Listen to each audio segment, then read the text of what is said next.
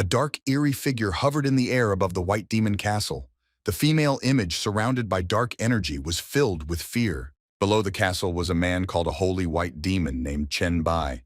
He looked very tired and was trying to catch his breath. Erlos, the Queen of Darkness, did not want to accept defeat from her husband in the mission.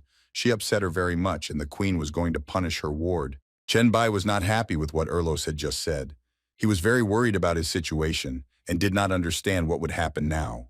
The man asked the Queen of Darkness to wait and not punish him because he had completed many missions. Chen Bai asked to be given another chance. Despite all the requests, Erlos said that an ordinary person has no right to ask her for anything, and the man will simply perish with this castle. After that, the Queen of Darkness began to destroy the castle and everything around it. In such a situation, an ordinary person definitely could not survive. Chen Bai tried to resist the dark energy, but it was too strong. The man was slowly dragged down along with pieces of earth. As he fell down, Chen Bai wondered why this happened, because he had completed so many missions for this witch, and she had killed him for one mistake. The man was flying down at breakneck speed. His body began to literally tear into pieces. At that moment, he felt what the life of a miserable person is like. Chen Bai landed in the pond. His body was mangled and only one part remained. It seems he managed to survive. Despite his situation, the man began to laugh loudly. It was like hysterical laughter that occurs in a hopeless situation. Chen Bai raised his head and gave the Dark Queen his middle finger, warning her that she would never be able to defeat him. Erlos was already fed up with constant conversations from her ward, so she stepped on him with her left foot and pushed him under the water. Chen Bai once again found himself in a hopeless trap. The stream of water literally knocked him out of his hands and gave him no chance to survive. All that the man saw around him was darkness. He perfectly understood that there was no chance of survival. However, there was a trump card hanging around his neck. The hourglass, which held the sand at the bottom, suddenly began to roll back and turn back time. Chen Bai continued to be angry with Erlos and show her the middle finger. He woke up in his own bed and seemed much younger. Suddenly, the young man realized the fact that there was no danger in front of him. He didn't understand how he was even alive. After surveying the area around him, Chen Bai noticed that he was in the dormitory of the university where he studied 20 years ago. Chen Bai couldn't figure out if it was all a dream. However, suddenly the wreath remembered the hourglass that was always next to him. This watch fell into his hands 20 years ago. This happened before he decided to start his adventures in the lost world Chen Bai had ever come across. He did not know how the clock worked and saw that the sand was always at the bottom. However, now he found himself in the mountains of the clock. The sand slowly flowed down and the young man wondered where he was now. Looking at the calendar on his phone, Chen Bai saw that he was experiencing the day of June 5th, 2032. This was a significant figure for the young man. After 10 days, he started his journey. The young man began to receive tasks from the universe and began a difficult path in the lost world. It was on that day that more than 90% of the Earth's population died due to inexplicable exposure. They could not resist and simply suffocated. After a while, most of the dead people turned into zombies and other evil spirits, which began to take over the Earth, forming their own order. Even modern weapons could not cope with such an onslaught of zombies, and the tragedy happened in one night. Almost the whole world was taken over by monsters. However, at the same time, some people began to notice incredible abilities in themselves. They could control the power that seemed to come down to them from heaven. There were also a lot of magical things that were lost all over the world. After a while, people started looking for them to increase their chances of survival. Some of these artifacts belonged to the gods themselves. The gods could not directly rule the world, so they recruited listeners who performed their tasks. In his past life, Chen Bai, due to his weakness, was able to fall under the guidance of the dark goddess Erlos with great difficulty. He performed absolutely all the tasks given by the woman. For some time, the goddess was pleased with her ward and did not give even a hint of punishment. However, one fine day, the man realized that he was very wrong. He could not even imagine that one failed mission would cost him his life. Chen Bai immediately started reading the news on his phone. Almost all the articles were about patients in hospitals going crazy and biting other patients. The man got up from his bed and thought that he should become stronger in this life and not rely on the gods, but rather destroy Erlos. Chen Bai experienced life for the second time, so he knew about the virus and the reason for the skill awakening. He decided to put on a mask and infiltrate one of the hospitals. The young man walked confidently through the corridors of the hospital. In his past life, he had the lowest rank virus resistance, so he wanted to increase his skills in this. Approaching one of the offices, the young man heard how a doctor and a nurse were discussing the symptoms of a patient who seemed to come to them from a horror movie. Doctors had never seen such symptoms before. They didn't know what to do with it. They just locked the patient in a room. An unknown man was lying on the bed, covered by a curtain. His body was completely chained to the bed so that he could not move and harm others. The man clearly resembled a zombie in his appearance. The veins on his face literally throbbed and were sticking out more and more. Chenbai entered the patient's room and assessed his appearance. Given his previous experience, the young man could confidently say that it was a zombie. The student brought a rather large syringe with him and was about to use it. He apologized to his husband and said that this was a mandatory measure. Chenbai inserted the needle directly into the patient's vein and began to draw blood from it. She was not at all like a human and had a purple hue. Having collected a sufficient amount of blood, the young man decided that this should be enough for him to be able to awaken the ability he needed. After that, Chenbai returned to the dormitory where no one was found. It seemed very strange to him that his room was completely empty. After all, it was only in the hands of the young man. Now he could test the syringe with liquid, which he filled with the help of the patient. Chenbai was perfectly aware of all the risks he was taking. Looking at the syringe, the young man warned himself that if the experiment failed, he would die. Despite all the danger, Chenbai just needed the extra strength. That's why he injected himself with zombie blood to make some progress. Continuing to inject himself with liquid, the young man repeated that after 10 years of stagnation, he simply could not stand still. Finally, he finished. After the injection, Chenbai felt excruciating pain in his left arm. He could barely contain the scream that so badly wanted to break out. In the end, the young man's body could not stand it and he fell to the floor. Chenbai felt himself slowly begin to lose consciousness and fall asleep. The boy woke up already in his subconscious, where he was on the surface of the water. Right in front of him was his old acquaintance Erlos. Chenbai felt like a complete failure in the parallel reality, unable to even stand up. The woman across the street kept calling him to her. The Queen of Darkness was ready to welcome the man with open arms to become her servant. Erlos was ready to give her husband absolutely everything. Chenbai made such a decision in his past life. He obeyed the queen's beautiful words and plunged completely into darkness. But now, everything was completely different. The young man raised his evil eyes and said that he would kill Erlos, even if he had to suffer. Chenbai spent the whole night in his night terrors. Finally, the morning of the next day came. The hostel was surprisingly quiet. After a not very easy night, the young man felt exhausted. His arms and legs were contorted from the virus he injected into his body at the hospital. Chenbai slowly approached the door to his room. The young man's body almost disobeyed him and was barely able to open the door. Chenbai looked really different after his transformation. Veins appeared on his face and blood flowed from his eyes and mouth for some time. The students who lived next to the young man were very frightened when they saw their acquaintance. They thought he was really a zombie. The students simply could not believe their eyes and assumed that now they would have to defend themselves against a zombie they knew well. Suddenly, Chenbai's brain suddenly began to think differently. He regained consciousness and realized that he could fully control his body. The young man stopped in his place and stopped the pressure on his peers. The students also stopped shouting and did not understand what was happening. Chenbai greeted his fellow students. His disfigured face was very surprised that the students did not return to the dormitory until morning. After that, the young man decided to go to the bathroom to wash himself. One of his companions was very puzzled by what he saw with his own eyes.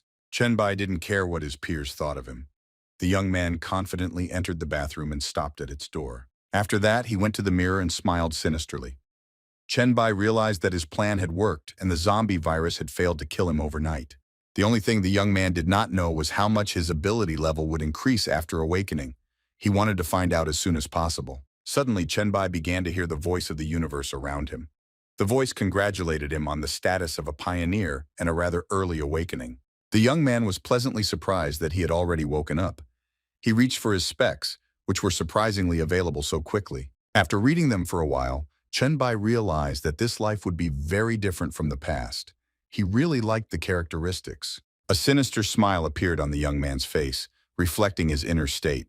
Now he could do much more than in his previous life. Chenbai City clenched his right fist, under which was the conch shell.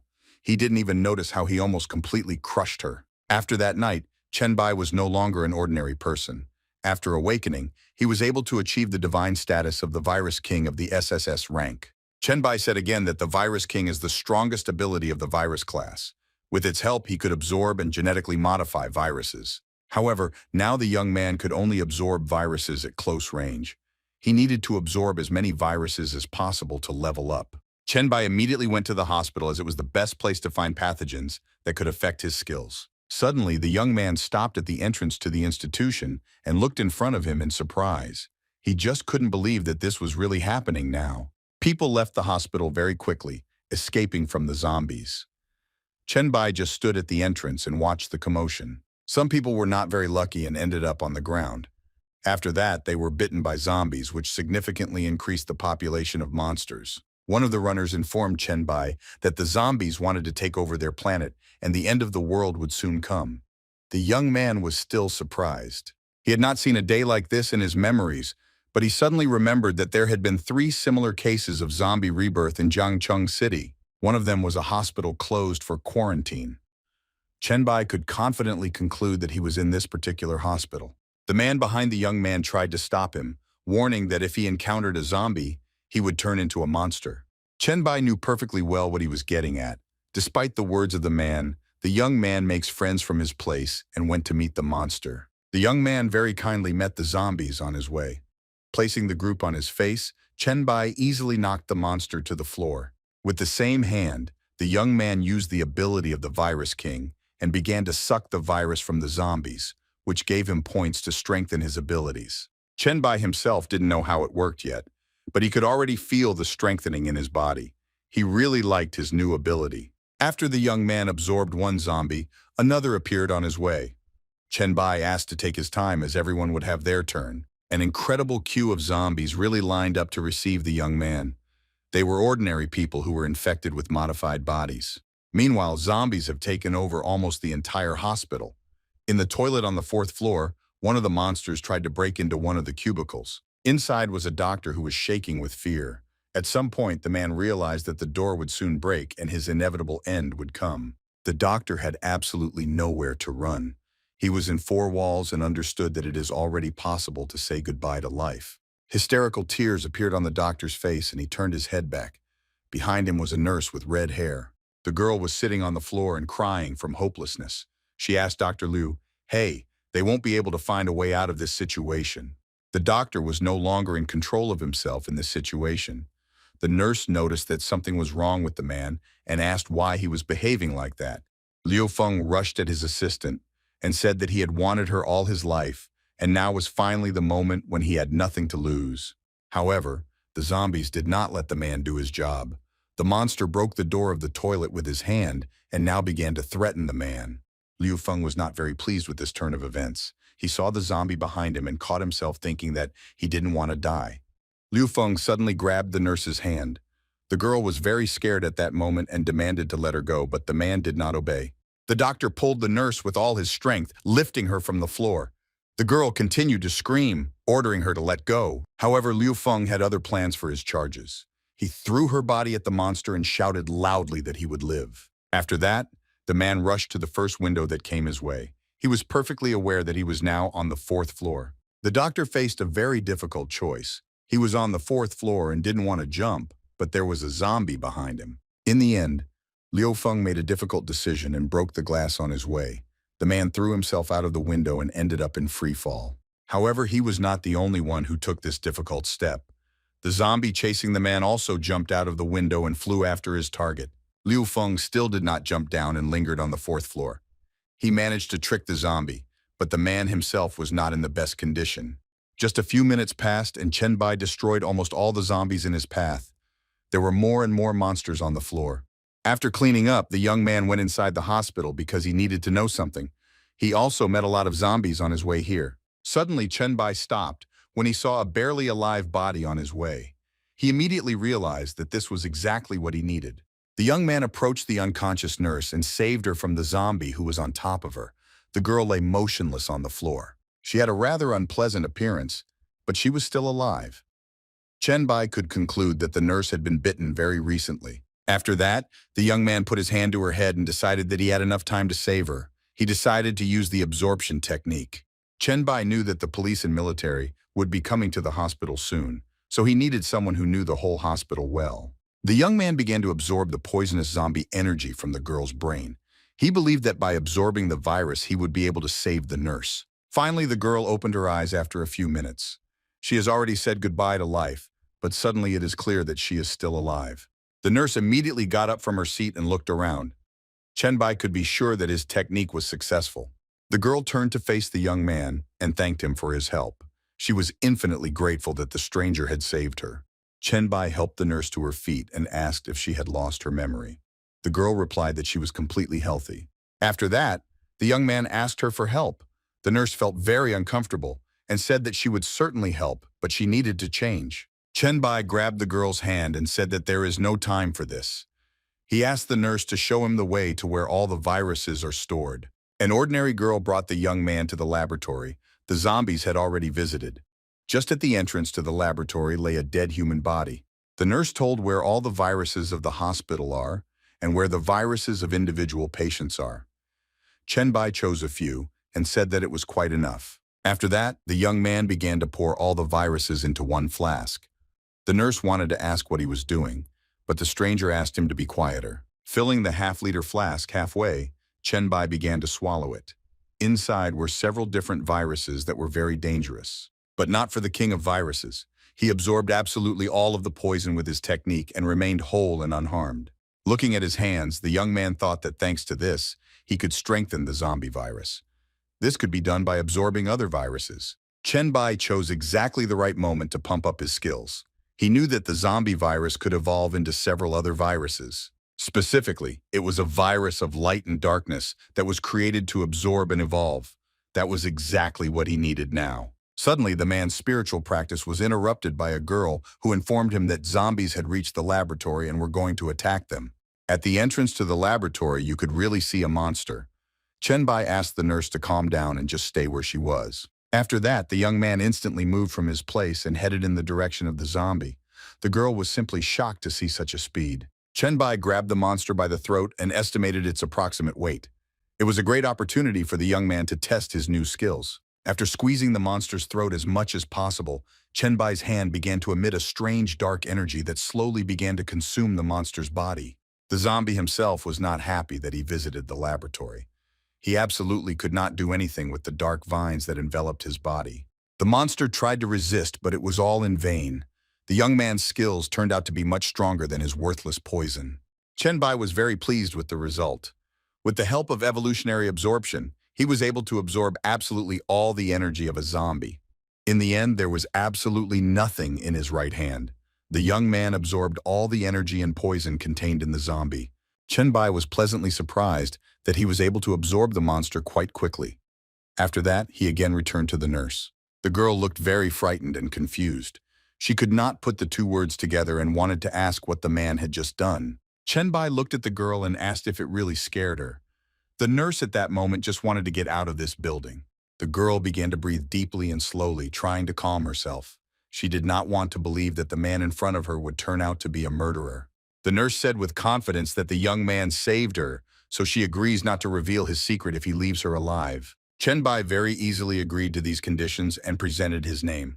The nurse began to shake the man's hand and also called her name Su Xin. As soon as people began to establish a connection between themselves, they heard the loud sounds of cars, in which law enforcement agencies had definitely arrived at the hospital.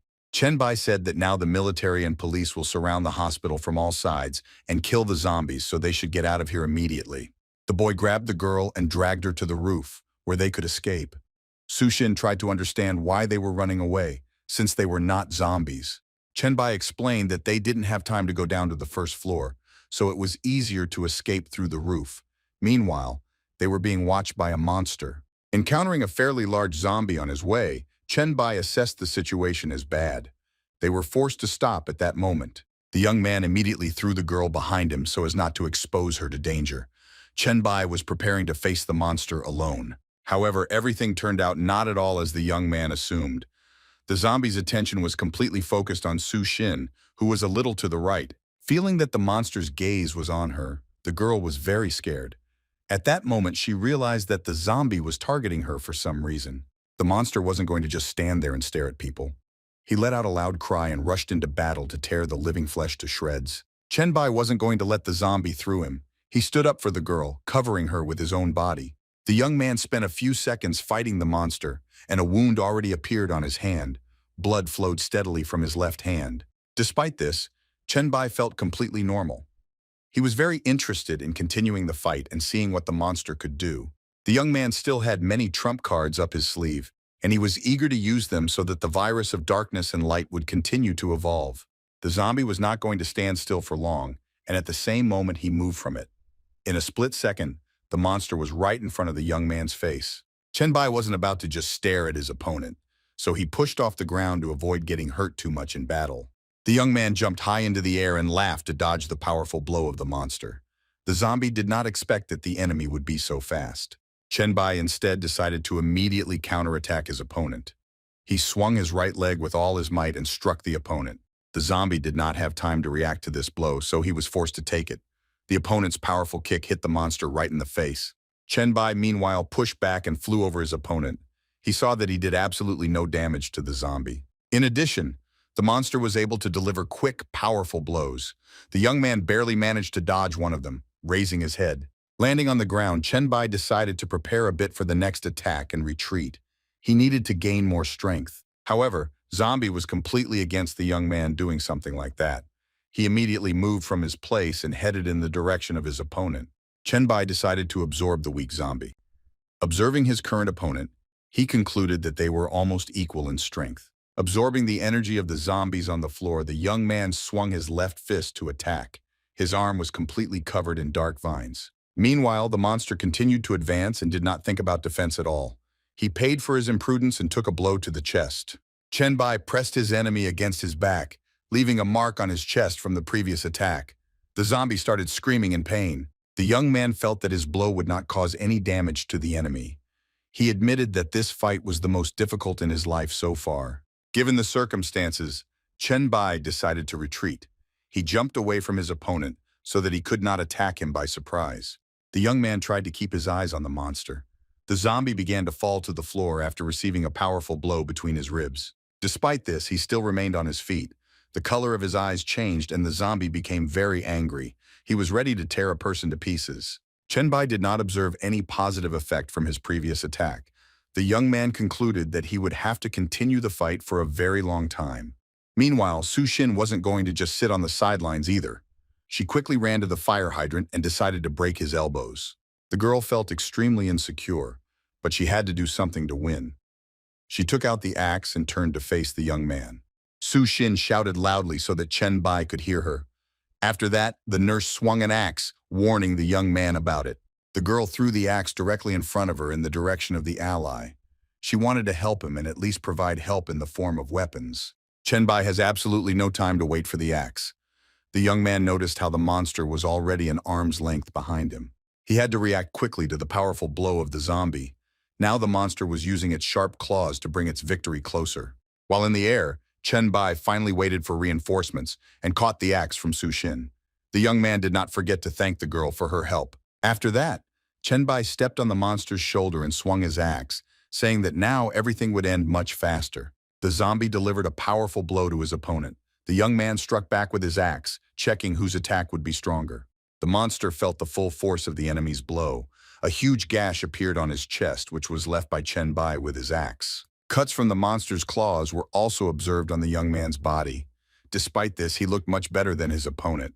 The zombie was not going to stop at anything and continued to pursue the enemy. Chenbai was forced to fight back and retreat for a while. The young man constantly maneuvered and finally found a suitable moment for a counterattack. He powerfully pushed off the ground, heading in the direction of the enemy. Chenbai swung his axe to throw it in the monster's direction. The zombie, meanwhile, continued to advance without stopping. The young man's throw turned out to be successful and hit the target. He managed to hit the monster's left knee, which was minimally protected at the moment. After that, the zombie was forced to stop and landed on his left knee. The axe remained in the air, and Chenbai also landed. With a smile on his face, he looked at his opponent and was surprised that he was still on his feet, despite being mortally wounded. After that, Chenbai decided to end the fight already and bent down to pick up the axe. The monster did nothing at this time. The young man put his left foot on the zombie's head and swung his axe, saying that they had to say goodbye and one of them would go to the grave. After these words, the monster opened its bright red eyes again. The zombie seemed to have come to life and was no longer going to go to the cemetery. He unexpectedly counterattacked his opponent and pinned him against the wall. Chenbai did not have time to react to this attack and dropped the axe from his hands. The young man screamed loudly from the unbearable pain in his chest and began to spit blood. There was absolutely nothing he could do in this situation. Sushin couldn't find a place for herself at this moment. Seeing the wound of the young man, she thought that this was the end of his earthly journey. The axe landed powerfully near the nurse. The girl was shaking all over and she understood that she would be the monster's next target. However, it was too early to write off Chenbai. He remained alive and continued to endure the pain that the zombie inflicted on him. Despite the unpleasant situation, the young man continued to smile. He looked ominously at his enemy and asked if he really wanted to tear him apart. The monster wanted exactly that, but at some point he stopped. He did not understand what was happening, as if his strength was not enough to attack. Chenbai was preparing for his incredible technique. Energy vines began to emerge from his stomach to absorb monsters. The young man no longer looked as miserable as he had a second before. Now Zombie had to take care of his own safety. Chenbai reached the monster's throat in a fraction of a second and began to strangle it. This was the first step towards absorbing such a large carcass. The young man felt like a real monster king in this situation. Zombie could not resist him and he felt it very well. After looking at the monster with an ominous and cold gaze for the last time, Chenbai said that it was too late to resist and there was only one thing waiting for him. The young man had in mind the inevitable death as he continued to devour the monster. Sushin watched all this while sitting on the floor. The girl had very mixed emotions at that moment. She was scared to death, but very happy that Chenbai was still alive. After being absorbed, the young man landed on the floor and finally completed the technique. He managed to absorb a zombie with claws in the second stage of evolution. His virus of light and darkness mutated, as a result of which the young man received a new ability, claws. On his hands are sharp limbs of incredible size. Chenbai was pleasantly pleased with the outcome of this battle. His energy vines began to hide, completing the absorption technique. After this match, the young man realized that he had chosen the right direction of development in the form of a virus of light and darkness, which allowed him to do something similar. Meanwhile, the police and military completely surrounded the hospital and continued to clear it.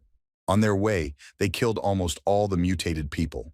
The military with weapons and shields stopped, seeing people in front of them. They didn't know if they could be zombies, so they told them to raise their hands. Chenbai was not very happy to see the law enforcement agencies. The young man thought that they would be able to escape earlier, but the situation turned the other way. The military continued to insist and ordered people to immediately raise their hands. They gave them a countdown and started counting to 3. The men were serious about their work and turned their guns on the strangers. They were ready to shoot them at any moment. On the count of 2, Chenbai took his new acquaintance in his arms and, turning to face the soldiers, apologized to them and told them they needed to go. After that, the group leader counted to 3 and gave the order to open fire on the target. Its barrel fired the first bullet in the direction of the bullet. After the leader, other soldiers started shooting at the target. Chenbai quickly moved from his seat and headed forward, ignoring the bullets. Sushin already understood that she would not be able to refuse the young man, so she hid behind his chest and showed the way to the roof of the hospital. Chenbai covered the nurse with his back, which was constantly being hit by bullets. Despite this, the young man continued to run forward. Sushin informed him that his back was in danger. Chenbai replied that the girl had nothing to worry about. The young man continued to endure the pain and headed for the roof. From above, there was absolutely no hint that the building was being taken over by zombies. The nurse's instructions, Chenbai found himself on the roof and kicked the door open. He tried to do everything as quickly as possible to get away from the military. The young man asked Sushin where she lived. The girl was confused, but eventually gave her exact address in Rongfeng district on Nanbai Street. Chenbai asked absolutely no more questions and said that they had to go to the girl's house considering the situation. Sushin did not expect such a turn of events. Her facial expression completely conveyed her inner state at the time their journey began. The young man rose from his seat and jumped into the air. Sushin started to scream because she thought that they would fall and crash from the high-rise building. Chenbai reassured the girl and held her tightly. The young man said that he knows what he is doing, so they will definitely stay alive. He headed to Rongfeng district on Nanbai Street. There were a lot of apartments here, in one of which Sushin lived. The girl was very lucky that she did not lose the keys to her apartment during this commotion. Now she could rest peacefully at home. Entering the apartment, Sushin introduced the young man to her rooms and advised him to take a bath, and then she would bandage his wounds. Chenbai replied that the bullets came out of his back, and the wounds healed quite quickly. Despite this, the nurse insisted on a brief examination. The young man had no choice but to accept the girl's proposal. They moved to the bathroom to examine the wounds and bandage them. Chenbai took off his clothes and threw them on the floor.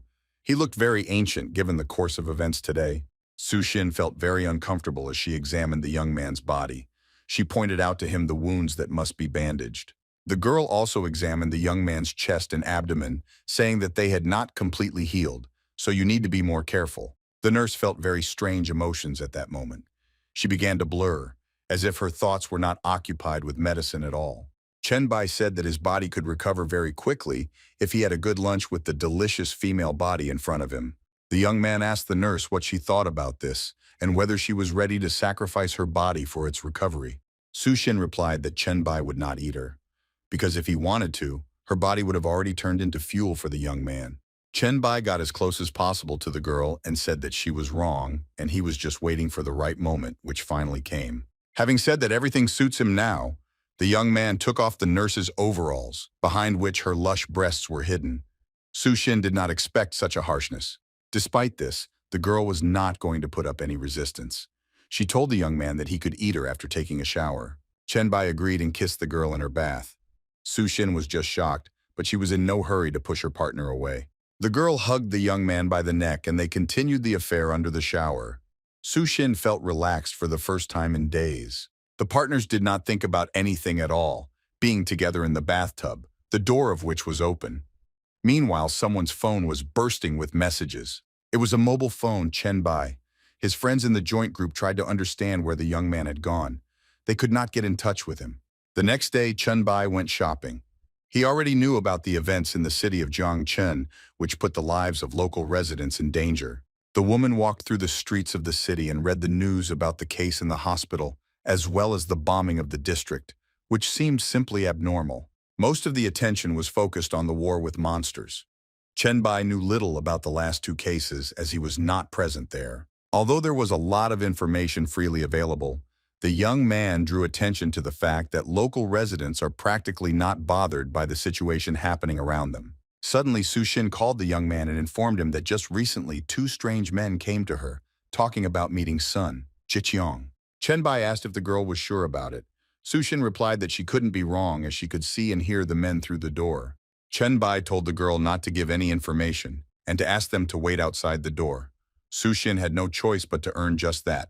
And the young man remembered that Sun Jiqiang is Song Gae's mother, who tries to build a relationship with him. He immediately understood that the girl's mother had set her up. However, Chenbai also knew that this woman was the Jiangchen queen, so she definitely had her own intentions. That is why the young man decided to visit her. Arriving home, the young man got into the car and headed to the district cold store. It was here that a woman who was very famous in the city was waiting for him. Sun Jiqiang gained power very quickly after awakening to rank A. Chenbai got out of the car and was asked to walk a little further. Queen Jiangchen rose to the top of success very quickly due to her legal and illegal activities. For the latter, she received the status of queen. In his past life, the young man could rely only on this woman. He himself did not have enough to cope with all the missions. However, these were completely different times. Chenbai was heading towards the queen, thinking that now he had to win her over to his side in order to get more before awakening. Sun Jiqiang decided to meet her guest on her own. She decided to meet the young man in red heels and confidently stopped in front of him. The servant immediately bowed before Madame Song and informed the woman that Chenbai had arrived at her place as she wished. Sun Jiqiang apologized to the young man for causing such inconvenience and said that she had no choice but to meet him in person. Chenbai was pleasantly surprised to be greeted like this. The young man immediately decided to get down to business and asked why the woman had called him. The queen said that her daughter had informed her that the young man was lost somewhere in the hospital, so she asked her mother to help her. Sun Jiqiang said that she had called the young man over to see what kind of handsome man had made her daughter so worried. Chenbai replied that he does not like to walk in circles for a long time, so I want to get an answer to my question why he came here. Queen Jiangchen called the interlocutor rather insolent, but she liked such men. Moreover, she herself did not like to drag on the conversation. Sun Jiqiang told the interlocutor that he should become her, considering the fact that becoming a hostage of one's own was quite real. Chen Bai was slow to trust his future mother-in-law. He answered her that he was absolutely sure that the woman had her own reason for calling him to her. Sun Jikyong replied that she had heard about his incredible abilities that he had demonstrated at the hospital, so she decided to check it out. The young man was simply shocked when he heard about the hospital.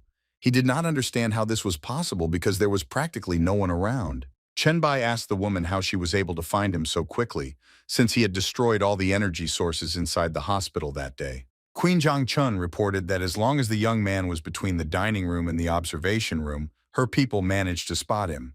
The woman took out the phone from her pocket and said that she has a lot of talented wards who can do the spy work perfectly. Sun Jiqiong showed the interlocutor a correspondence with her ward named Ali, as well as a video that she was able to take in the hospital corridor. The girl at that moment was standing behind her mistress. The woman also said that she managed to find a man she knew from Su Xin among the survivors. Chen Bai did not expect to hear his name. Liu Feng seemed like a very familiar name to the young man, and he began to recall the events of last night. Last night at Su Xin's house, the newlyweds were talking among themselves, and the girl told how the doctor Liu Feng tried to cling to her and then threw her as a victim to the monster. Chen Bai couldn't believe that the girl was talking about the same man who was hanging from the window. The young man was absolutely sure that he was dead. Su Xin said that it is impossible to state this clearly to anyone, but she would very much like him to go to the other world. At some point, the young nurse asked to postpone these conversations for later, as she wanted to continue their unforgettable evening. Chen Bai was absolutely not against doing this. He noted that for her first time, the girl behaves incredibly cool in bed. Su Xin climbed on top of the young man and said that she needed to repay him in full for saving him. Chen Bai could not and did not want to stop her. Chen Bai asked Song Jiqiong where the isolated survivors are now. The woman warned that you will only say when he becomes hers. The young man said that she did not value him at all. The queen replied that she knew too little about the young man's abilities to trust him so easily. Chen Bai took a few steps forward and told the interlocutor that she didn't know him very well if she made such a short offer. Turning his confident face back, the young man smiled and added that offering to be a woman's hostage was completely inappropriate in this case. Chen Bai showed off his mutated claws and said that on the contrary, he wanted the queen to be his and not the other way around. Sun Jixiong was simply shocked when she saw the mutated zombie virus. Ali immediately stood up for her mistress and sent her behind her back. Exuding a colossal amount of energy from his hand, Chen Bai said that the woman did not know enough about zombies and it was not a mutated virus at all. Muting his skills, Chen Bai made the interlocutor a condition that if she was his, he would definitely tell and show her everything. Sun Jiqiong took a few steps forward and said that the young man underestimated her. Besides, the queen wondered why he had a MILF like her if he had a young nurse. Chen Bai grabbed the woman's face and said that no one could stand up to such a lady, and only she could give him more during the apocalypse than Su Xin. Sun Jiqiong laughed at the young man's words and said that it is difficult to call it an apocalypse. Chen Bai said that this was only the beginning stage. Queen Zhangchen was very interested in the last answer and concluded that the young man really knew a lot. The woman said that she is ready to act independently of each other and combine her resources and knowledge in order to survive a possible apocalypse. Chen Bai happily shook his hand. He also added that he wasn't even going to beat the queen because she was too strong. The woman appreciated the compliment. Sun Jiqiong said that just now he was looking at a person who was quite capable of opposing her, but he needed to put in a lot of effort to do so. At that moment, a loud explosion rang out on the territory of the district cold store. It was the sound of gunshots. No one understood what was happening.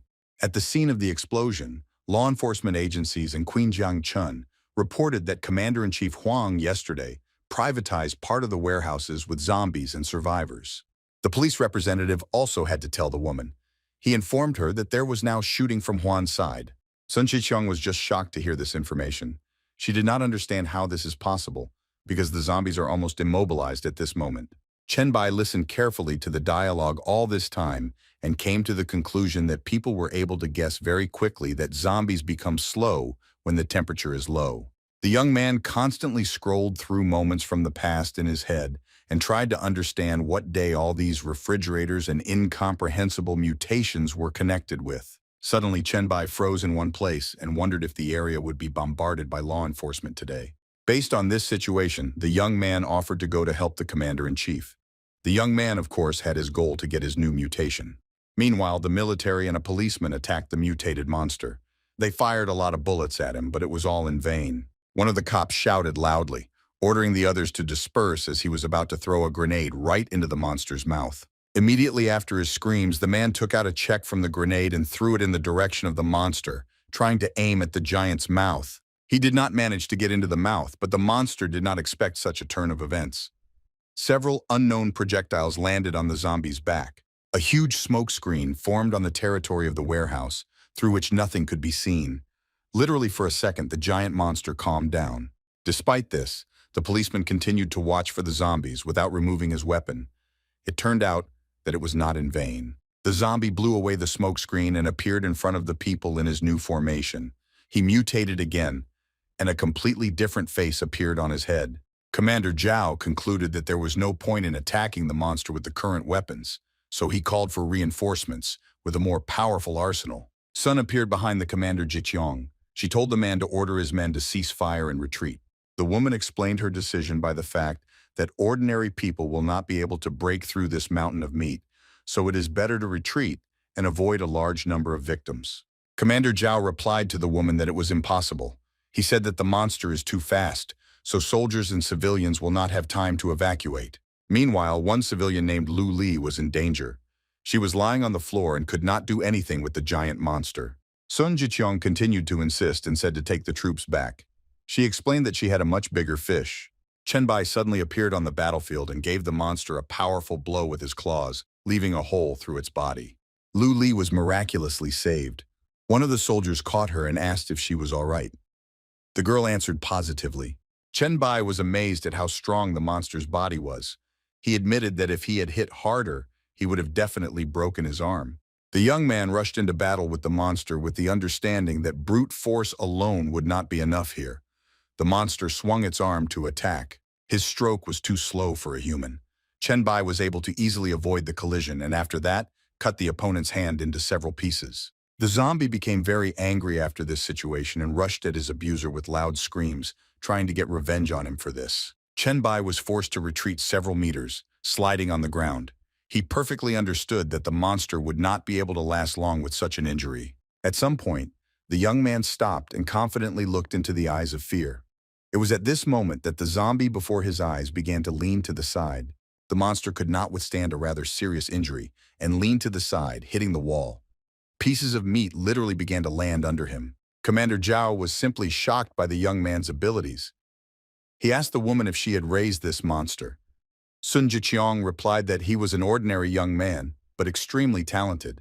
Meanwhile, Chen Bai continued to fight and landed in front of his enemy. He asked him to calm down a bit and stop shouting. The young man seemed to mock the monster. As he continued to speak to the creature, he used his absorption technique to take a small bite of the meat. The monster continued to scream in excruciating pain. His left hand was torn to flesh, and the enemy decided to swallow it. The zombie wasn't going to just stand there. At the same moment, he attacked his enemy with a powerful punch. A huge shockwave was formed on the battlefield, accompanied by dust emissions. Chen Bai was forced to retreat at this moment, pushing back against the wall. He absorbed enough meat to restore his strength. In addition, the young man was pleasantly surprised that he was not only able to recover, but also increased his level due to the incredible absorption technique. Chen Bai noticed that the monster was trying to regain its strength and retreat. He couldn't let him do it, so why catch up? Extending his claws in front of him, the young man gave a loud cry, warning the monster that his end would come right now. The mutated zombie with hands instead of eyes had a very quick reaction and turned his face back to take the blow. Chen Bai was able to hit the target straight and landed on the monster's face. An incredible amount of dark energy could be observed on the battlefield. Commander Zhao and Song Jiqiang was simply shocked by what she saw with her own eyes. The woman did not even miss that the young man would be so strong. Chen Bai landed on the monster's head at a tremendous speed. He made every effort to leave him without a head. Despite being seriously injured, Zombie was not going to give up. He swung both arms to grab the target on his head. However, this turned out to be a very bad idea for the monster. Chen Bai said that he just lacked this for the whole picture. After that, the young man used his energy vines and shackled his opponent's movements. He completely enveloped the monster's paws, unable to escape. Commander Zhao had never seen such a case in his life. He could not understand how the young man had acquired such skills. Chen Bai was extremely pleased with the way things were going on the battlefield. This gave him many opportunities to use his mutation. The young man continued to hold the monster for some time, draining all his strength from it. He waited impatiently for his skill to mutate again. Watching the battle, Commander Zhao said that an ordinary person is not capable of such a thing. He concluded that the young man could also turn out to be a monster. At the moment when both targets were immobilized, the commander decided to act. Sun Jiqiang immediately noticed that the man was up to something wrong. Commander Zhao finally waited for reinforcements and ordered his men to immediately begin bombarding the point where their target was now. Sun Jiqiang understood that the man wanted to destroy the young man and the monster as well. That is why she decided to have a little talk with the commander. Zhao did not expect an unexpected touch on his shoulder and was a little scared. The woman asked him to calm down and cancel this order. She explained her decision by the fact that the young man is now saving not only himself, but also the staff, which actually does not even report to her. Queen Jiangchen looked at the interlocutor with a serious look and warned that a thoughtless decision could lead to problems that would turn out to be catastrophic. Literally after a few minutes, military groups appeared on the battlefield. They pointed the barrels of their weapons in the direction of their savior. Chen Bai didn't care what was going on behind his back. He had defeated his enemy and was now trying to deal with the mutation. Meanwhile, Commander Zhao ordered his men to prepare for an attack. He said this as seriously as possible and perceived the young man as a threat. Sun Jiqiang reminded the commander of her request. The man replied that he would not give the order to fire until the young man touched anyone. Chen Bai was able to absorb a mass of living flesh, and the virus mutated again. The young man received many points for development. He also received a notification from the system that unlocked the Virus King's talent. Now the young man could use the infection in battle. In addition, the very mutation and strengthening of the dark and light virus took place. Chen Bai could feel his limbs taking on a completely different shape. His left hand turned into a giant hammer that had the same technique name. He looked really powerful considering his size. Looking at his right hand, Chen Bai saw that it had indeed mutated very much. It was unlike his previous mutation. Chen Bai began to resemble a monster in his appearance.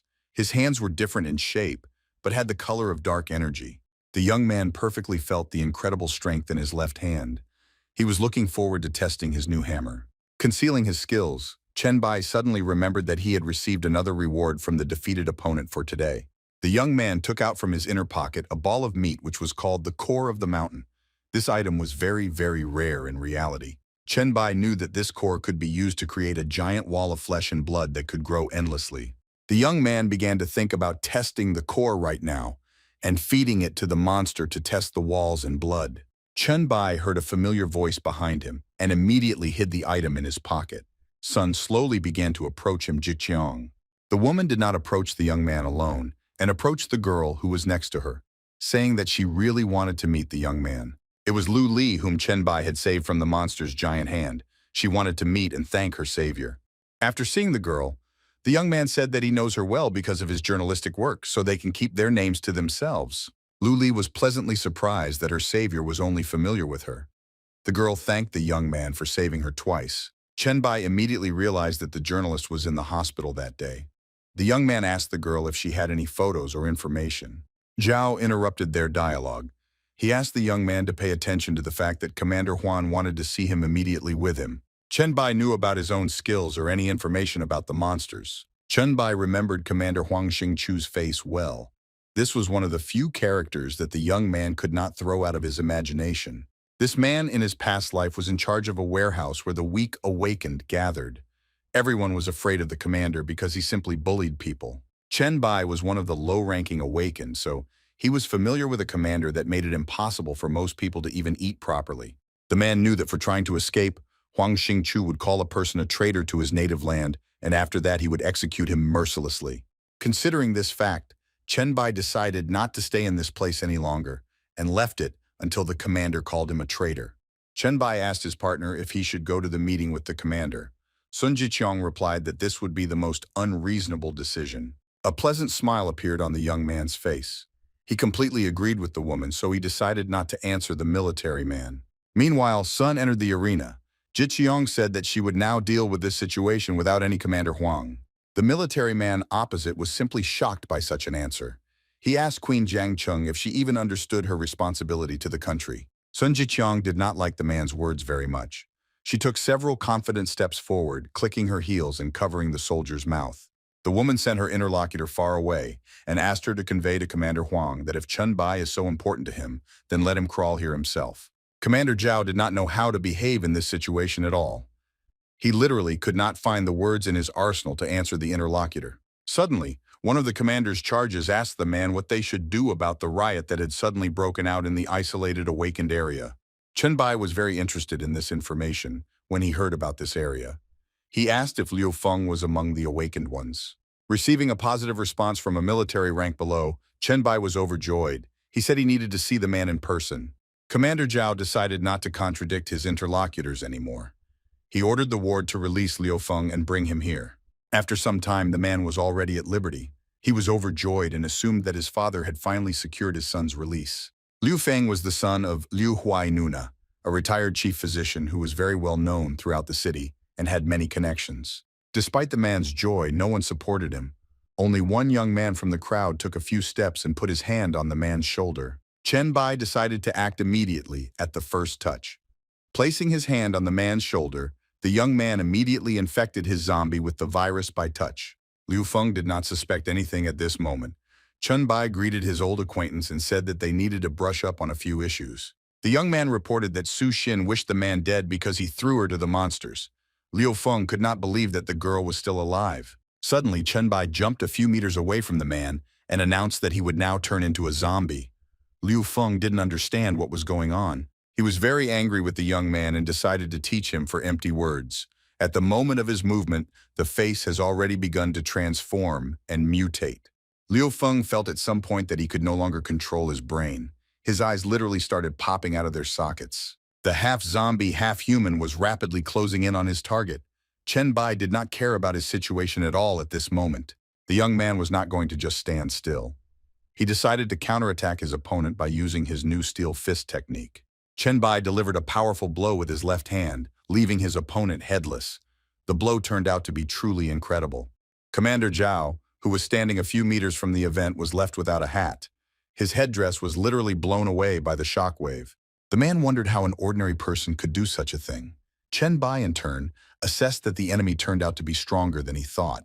The young man turned to the woman behind his back and told Miss Sun that she could go home as long as he fixed the situation at the warehouse. Sun Jiqiong approached the interlocutor from behind and asked him not to call her madam again. The young man asked why. Queen Jiangchen replied that their partnership was not very profitable, so she suggested that they switch to closer ones. Chen Bai was pleasantly shocked by this turn of events. Looking confidently at the woman, the young man said that everything would depend only on her. After some time, the interlocutors went on a trip by car. Sun Jiqiong invited her new master to her home. In the car was the assistant of Queen Ali, as well as the journalist Lu Li. Sun Jiqiong said that they were going to have a very nice dinner. Chen Bai looked at the woman on his left and asked him not to disturb her until they reached her house. The young man wanted to use this time to his advantage and check whether he got something interesting and useful for the victory over the meat mutant. Chen Bai opened the system window and selected the garden panel. He was pleasantly surprised to see 2 whole skill books. The young man reviewed the first skill called Bloodlust, which gave strength for 10 minutes but then reduced it by 50%. Another skill also did not suit the young man very well. He remembered one man with such abilities who was strong but lacked agility. Chen Bai recognized both skills as completely worthless, but he understood that sooner or later he would have to use both of them. After that, the young man thought about his allies. For the previous victory over the monster, he was given 6 gold coins, which was enough to create the first chat. Chen Bai decided to use 5 zloty coins for this. The young man planned to immediately invite people to the chat so that they could start preparing for the battle with the monsters. He understood that after waking up, it would be very difficult to find allies, so he decided to do it now and create a chat with his own name. Chen Bai perfectly understood that this was the first step towards meeting his goal. He seemed to be looking into the face of Eros, who promised to rebuild his white castle. Instead, the queen of absolute darkness, the young man was going to trample her completely into the ground and make her her slave, as he was in her past life. A few minutes passed and the car finally reached the residence of the Sun family. Queen Jiangchen lived here with her daughter. Sun Jiqiong was informed by the young man about 90% of people becoming monsters and about gathering electrical equipment and weapons that are needed for defense. Chen Bai said that this was all he could tell for now and assumed that this would be enough to gain an advantage. Sun Jikyong decided to ask the interlocutor directly if he was really doing all this, so that the queen would start working for him. The young man replied that he was doing it for the sake of strength and opportunities, as well as for the sake of honesty, because a beloved dog must be faithful to its master. Sun Jikyong expected exactly such an answer from the boy. She didn't really want to be a dog, but she understood her losing position. The woman said that she was perfect for strength, and she had no equal in power, wealth, and status in this city.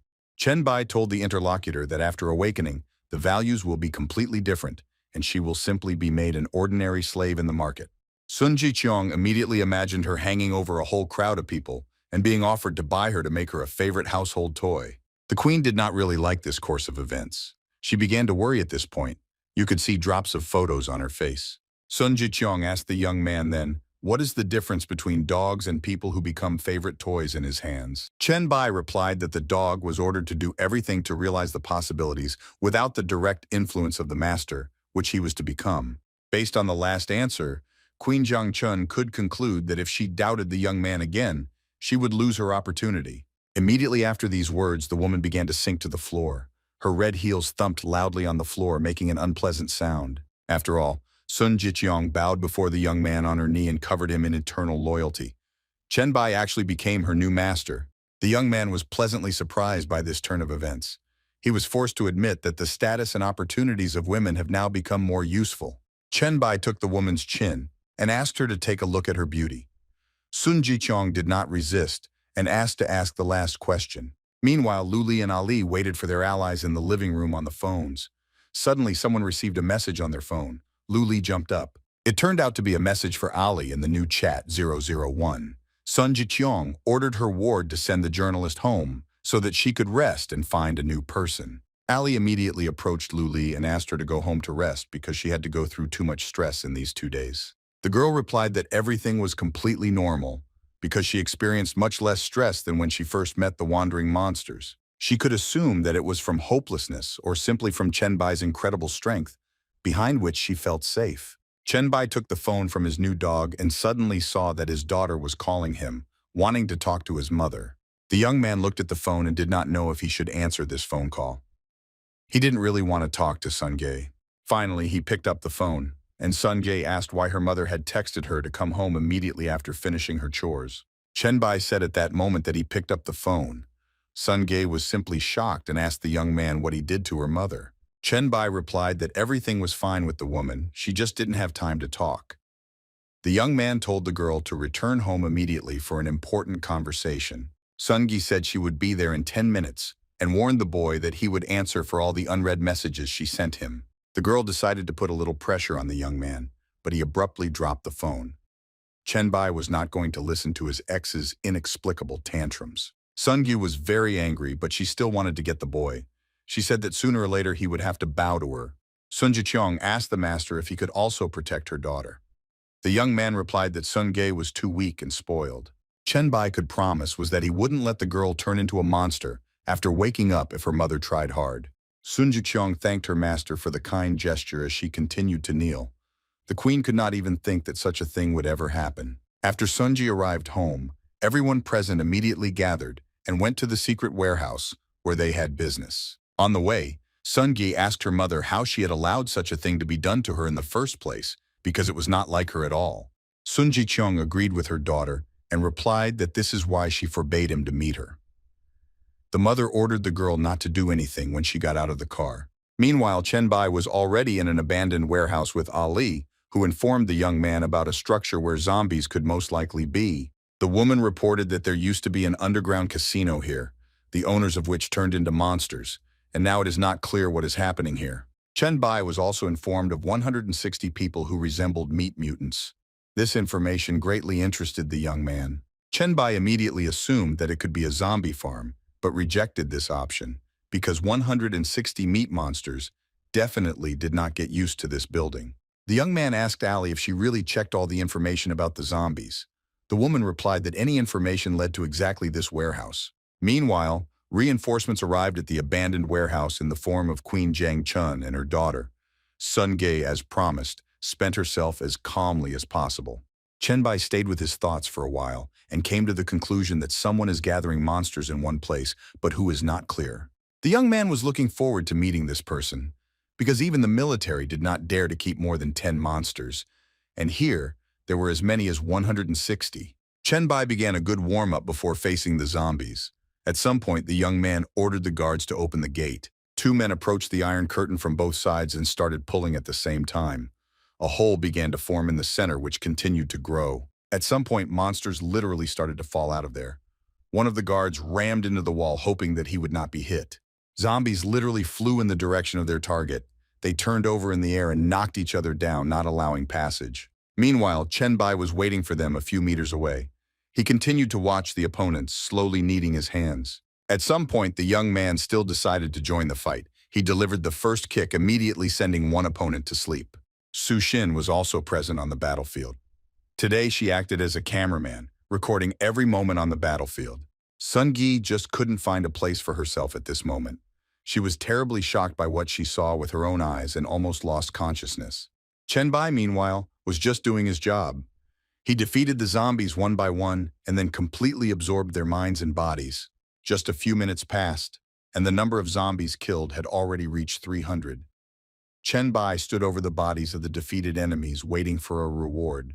He was pleasantly surprised when the system informed him of the new zombie killer rank, adding 5 points to his characteristics. However, most of all, the young man was satisfied with the fact that he received the formula of the zombie genome. This greatly increased his chances of surviving the apocalypse. Before that, Bai still had a small chance of catching the zombie virus, even with his immunity, but now he could discover the zombie serum. After dealing with his rewards, Bai called his allies to him, asking if they remembered what he had said before. Sun Jiqiang answered for everyone and answered positively. Everyone was as serious as possible except for Song Ji, who continued to shake with fear. Queen Jiang Qing reminded that killing a zombie with a melee weapon would reduce the chance of it turning into a monster upon awakening. Bai appreciated that his charges knew the theory. Now he asked them to demonstrate their knowledge in practice by putting the first living zombie in front of them. The young man asked who wanted to be first. Ali slowly put on her dark gloves and said that she was ready to be the first to enter the zombie fight. Immediately after these words, Bai released the zombies from his hands and the enemy headed towards each other, preparing to attack. Ali chose a very good moment to enter the opponent's stomach.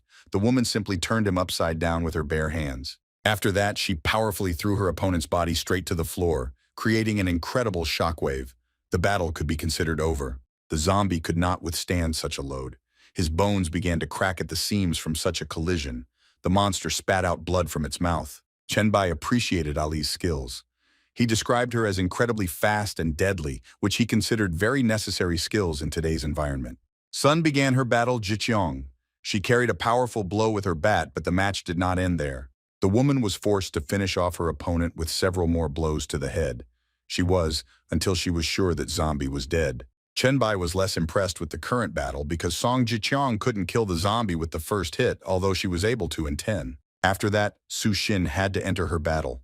A few minutes later, her opponent lay motionless on the floor, still alive. The girl was incredibly tired and could barely breathe. In the end, she managed to knock down her opponent despite her lack of strength.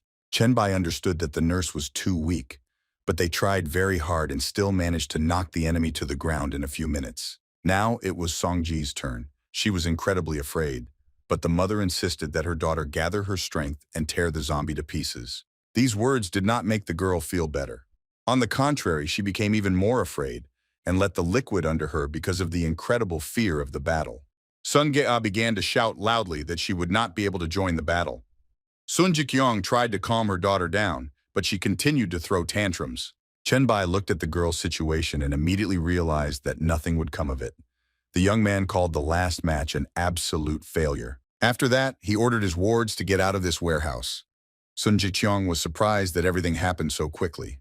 Bai ordered the woman to once again inspect all the places where there might be zombies, because Ali could make a random mistake.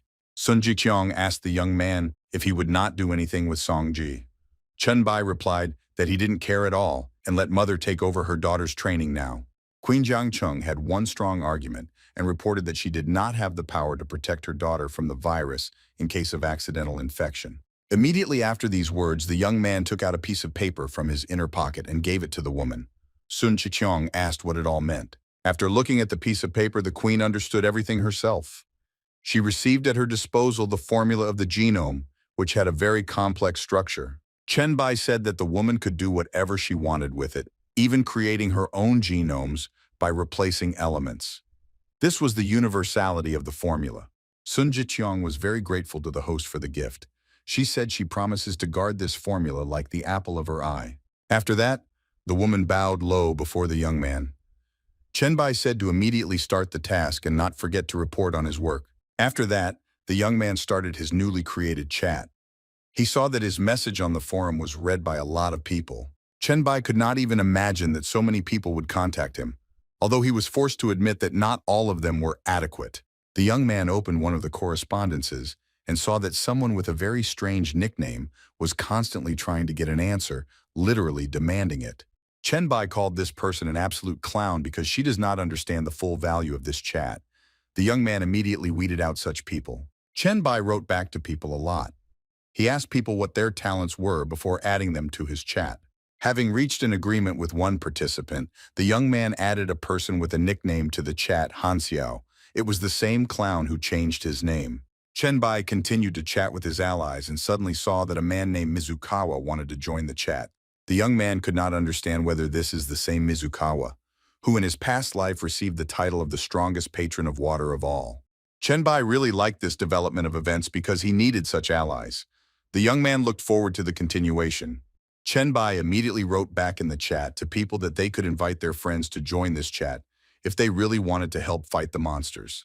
Literally a few seconds later, Mizukawa had already joined the chat. Chenbai was very pleased and couldn't even let it go that things would come back like this. Lu Li went on the mission instead of Sun Jiqiang. She successfully penetrated the Mankai warehouse and informed the queen that the head of the city administration was gathering all the zombies here. The girl reported that she managed to find out little information and that she is waiting for him from her people, whom she sent inside. The journalist had been waiting for them for a long time and had already begun to worry about their fate. Suddenly, the girl heard an unfamiliar voice behind her. The bodies of her men landed right next to her, all covered in blood. The voice said that the girl may not wait because her people are already here. Lu Li literally began to shake with fear. The man who threw the bodies of dead people was from above and laughed at the girl. When the journalist drew attention to him, he waved her hand and said hello. He was sitting on an iron beam located on the mountain. Lu Li was standing on the ground and could not find her place. She could not even imagine that someone would be able to follow her. Meanwhile, Sun Jiqiang stayed at home in the Song family pavilion. The woman was not used to carrying out the mission herself, so this time it turned out the same. Meanwhile, Chenbai was reading his newly created chat room, where he was observing SS rank people. This greatly lifted his spirits and gave him additional hopes. Sun Jiqiang had just finished speaking with Lu Li. She was not going to wait long and immediately headed to her master. Chenbai was forced to put down his phone and pay some attention to the charge. He asked the woman what had happened to her. Sun Jiqiang reported that Lu Li had managed to find out about the zombies' hideout, but her entire squad had been captured and the enemy was demanding negotiations. Chenbai decided to ask the queen why she didn't go on this mission herself, and reminded her that he had entrusted it to her personally. The young man suggested that Lu Li might not have fulfilled her duties and betrayed the woman, or even worse, they had conspired together against him. Sun Jiqiang immediately fell to her knees in front of the master and said that she raised Lu Li herself, so she can't betray them, and most likely it's the opponents. In the end, Chenbai decided to take pity on the woman and said that he would save the journalist. Sun Jiqiang raised her head and thanked her master for understanding. Meanwhile, Lu Li was being held hostage at the Mankai warehouse. The man who captured her arranged a dinner in the warehouse at a beautiful velvet table. Sun Sen poured himself a glass of wine and asked the girl to relax a little. He advises her to surrender immediately because the consequences can be unpredictable. The man smiled sinisterly and said that if the journalist did not agree to surrender, she would serve him as a toy for the rest of her days. Lu Li was completely bound by the rope and could not move no matter how hard she tried. The girl really had no choice. Sun Sen kept offering the girl a glass of wine, but she turned away. The journalist did not want to have anything to do with her abuser, Lu Li's feet, which she did not want to pick up. At some point, another figure appeared in the warehouse and intervened in the dialogue. At the same table, someone decided to have a snack and cut off a piece of meat. A man's voice said that wine was only drunk as a sign of respect. Chen Bai was able to infiltrate the warehouse unnoticed. He asked the man if he had no manners at all to offer poor quality wine to a girl. Sun Sen was simply shocked to see an uninvited guest. He did not notice any tracks and did not hear any sound before the enemy entered here. Chen Bai took a piece of meat on a fork and began to approach the girl, reassuring her. He offered her a bite to eat. Sun Sen stood on the side watching this performance with a smile on his face. The man decided not to make too sudden movements yet. Lu Li took a bite of the meat and trusted the young man completely. Chen Bai smiled and said that he would definitely take the journalist home. Sun Sen, meanwhile, decided to drink some wine. He sat down on a chair and asked the young man if he was also the discoverer of unearthly skills. Chen Bai took his time to answer the interlocutor's question and began to untie the ropes. After a few seconds, he completely released the journalist. After that, the young man told the girl to go to the side of the road, where she will now be picked up by Jiqiang's car. Lu Li thanked for the rescue. Judging from the conversation, Xing Sen concluded that Sun Jiqiang fell under the influence of Chen Bai. The man was a little surprised by this. The young man looked at his potential opponent and asked what surprised him so much. He had indeed confirmed the fact that the queen now belonged to him. Sun Sen laughed sinisterly and took a few steps forward. The man stopped right in front of the young man, as if blocking his further path. The head of the administration asked his guest if the queen had given up so easily. Immediately after that, the man said that the young man must have very good abilities. Pouring 2 glasses of wine, Xing Sen started a conversation about joining forces. The only obstacle in their way remained the military groups of the city. Raising his glasses, the man offered a drink to their fruitful cooperation, which would bring power over the city, and Chen Bai would have everything he wanted. Despite the rather favorable offer, the young man was forced to refuse. He said that he was not at all interested in such adventures. Sun Sen was just shocked to hear such a sharp and short answer. He thought that the young man would gladly accept the offer, given his status. The man realized that they would not be able to have a constructive dialogue and threw the glasses on the floor. The glass broke and the wine spilled onto the ground. Afterwards, Xing Sen asked his guest if he had any idea that now he was talking to a C-rank person who had very strong abilities. Chen Bai admitted that the man does have talent, but he seems to be wasting it on catching zombies and keeping monsters in cages for nothing. After that, the young man confidently looked at a potential opponent and told him that it was too early to show off his rank because he himself had a SS. After these words, Xing Sen decided to show his opponent his claws. He said that his skill is that he can absorb characteristics and increase their power. Extending his claws fully, the man added that he didn't know of a single person who could stand up to him, despite his highest rank. Chen Bai had received enough information on the enemy at this moment. Moreover, he was able to appreciate his claws, which the man uses as a weapon. Sun Sen suggested that the party begin immediately and moved from his seat. He warned his opponent that his life would now end. The man swung his powerful claws and delivered an equally powerful blow. An energy wave formed on the battlefield after the two forces collided. Chen Bai certainly wasn't going to stand still and took out his own claws to counter the enemy. Sun Sen flew past his target. After this mistake, the man began to transform his body. He told his opponent that before that he did not have enough strength, but now everything will be different. The young man found it quite strange that the man told him all the information about himself. He concluded that in this case the opponent still has several trump cards. Immediately after his words, Sun Sen jumped high into the air and swung his claws to attack. Chen Bai continued to keep a close eye on his opponent. At one point, the young man also jumped in the air, using his left hand to attack. It was a very good opportunity to test your mighty hammer. Rivals clashed in a battleground strike. Their combined power knew no bounds. Everything around began to collapse from the consequences of the collision. Chen Bai's punch turned out to be stronger than his opponent expected. Sun Sen flew back a few meters after the collision. The man landed behind his opponent, preparing for his next attack. He powerfully pushed off the bare ground with both feet. Literally in a fraction of a second, the head of the department found himself face to face with his rival. Chen Bai managed to swing his fist for counterattack. Sun Sen anticipated this course of events and prepared his right hand for the block. He caught the opponent's blow with his bare hand, holding his fist. The man admitted that the young man was quite good at his skills, but it seemed to him that the young pioneer was already on the verge. Sun Sen continued to inflame the situation, holding the young man by the fists.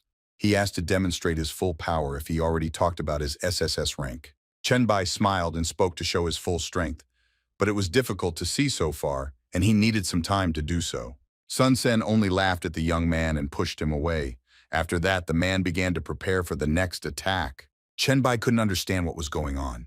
He had just poisoned his opponent, but he looked completely healthy and unharmed for a long time. Sun Sen swung his right hand with all his might and delivered a powerful blow to his opponent's temple.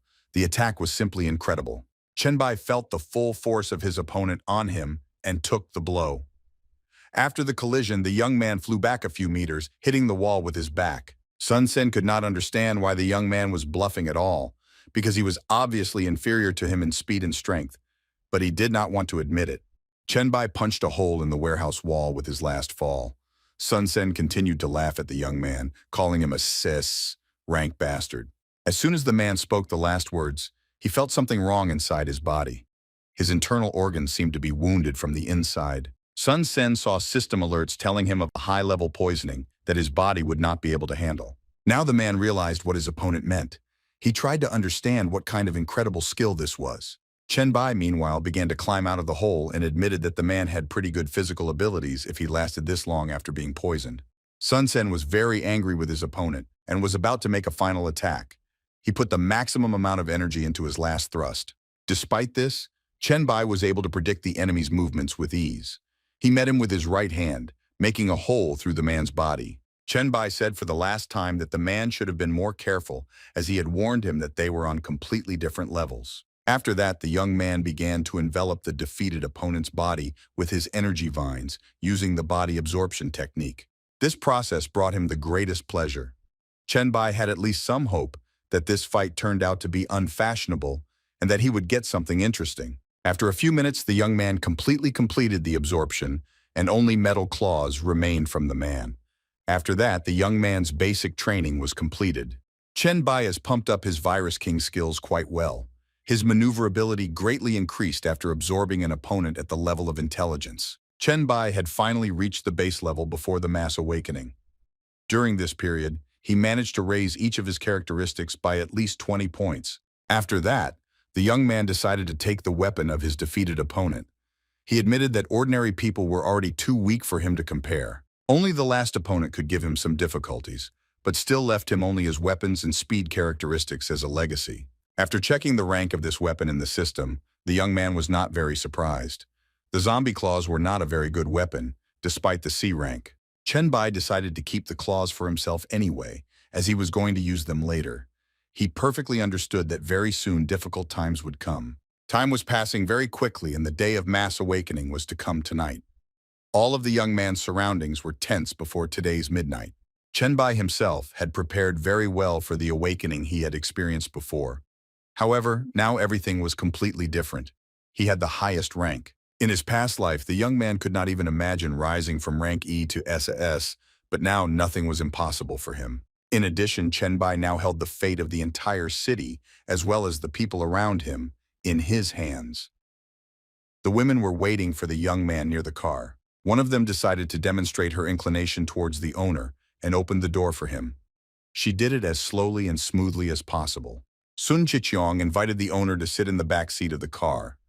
The women met the young man after a difficult and protracted battle in a proper manner.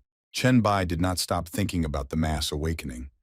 He understood that fighting monsters would no longer make any sense to him. On this day, the young man decided to simply relax and enjoy life, preparing for a new stage, which will be much more difficult than the previous one.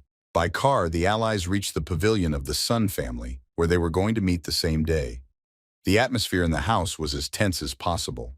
Chen Bai stood on the top floor of the building and looked out at the city at night. The young man seemed to expect that the awakening would begin any minute. Someone suddenly knocked on his room, interrupting his thoughts. Chen Bai barely turned his head back and allowed him to enter.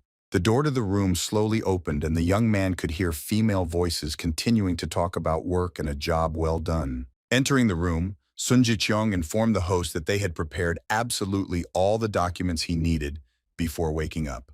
Lu Li reported that the topographical data of the area's population had been confirmed and they would be able to gain control over it as soon as the mass awakening began. Despite the rather good news, Su Xin was not in a hurry to jump to conclusions and asked the girls to double-check all the information they provided. Chen Bai intervened in the dialogue at this moment and said that everything is fine. Sun Jiqiang asked the young man if he needed anything else before the event began. The guy replied that the women had done enough and asked them to leave the reports on the table, while he picked up the phone and started checking chat 001. Chen Bai felt it necessary to inform his allies of the flow, so that they would not immediately go to hell upon awakening and avoid sudden movements as much as possible. The young man was the most experienced in this matter, considering his past life. There were no more than 10 minutes left before the mass awakening. The members of Chat 001 were eagerly waiting for this time to pass. They wanted to test their skills in a real battle with monsters. Now each participant was in his own city. A girl with a handbag was just walking down the street, waiting for the apocalypse. Another participant was now in the training session regardless of the time of day.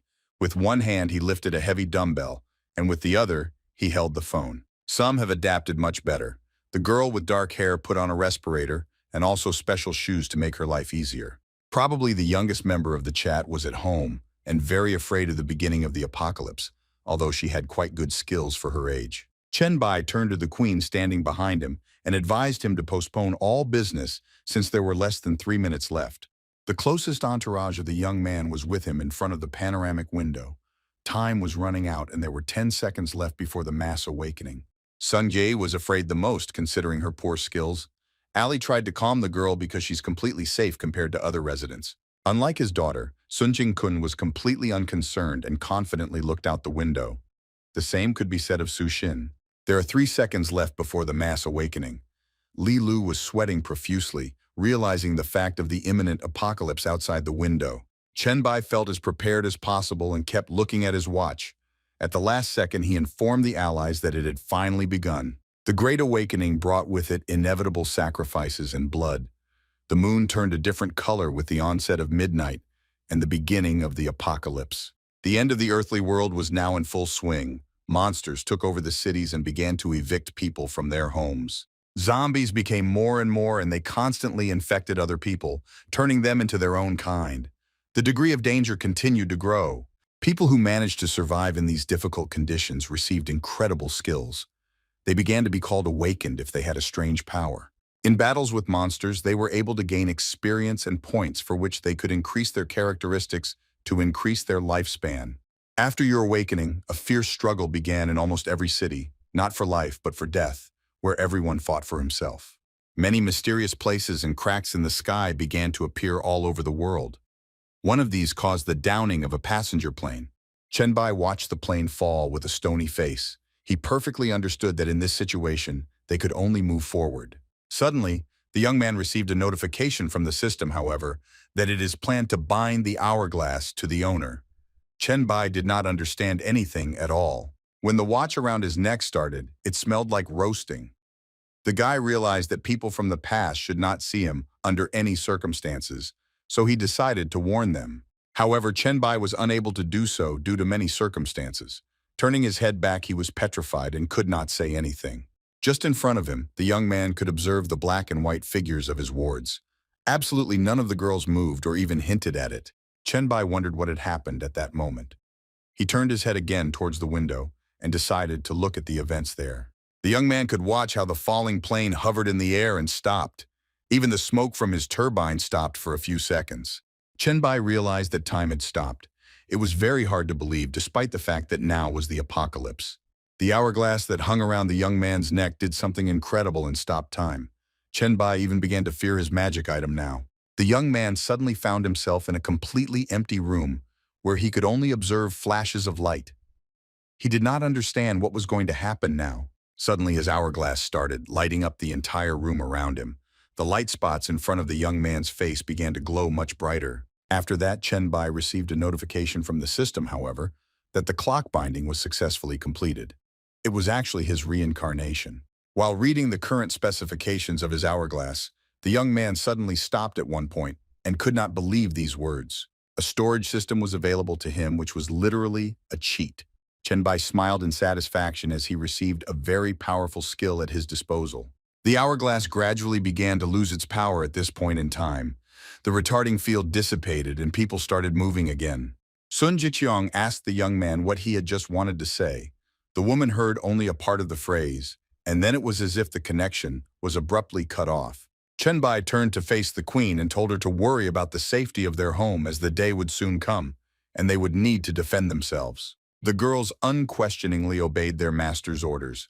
They completely trusted the young man who predicted the events of today's apocalypse as accurately as possible.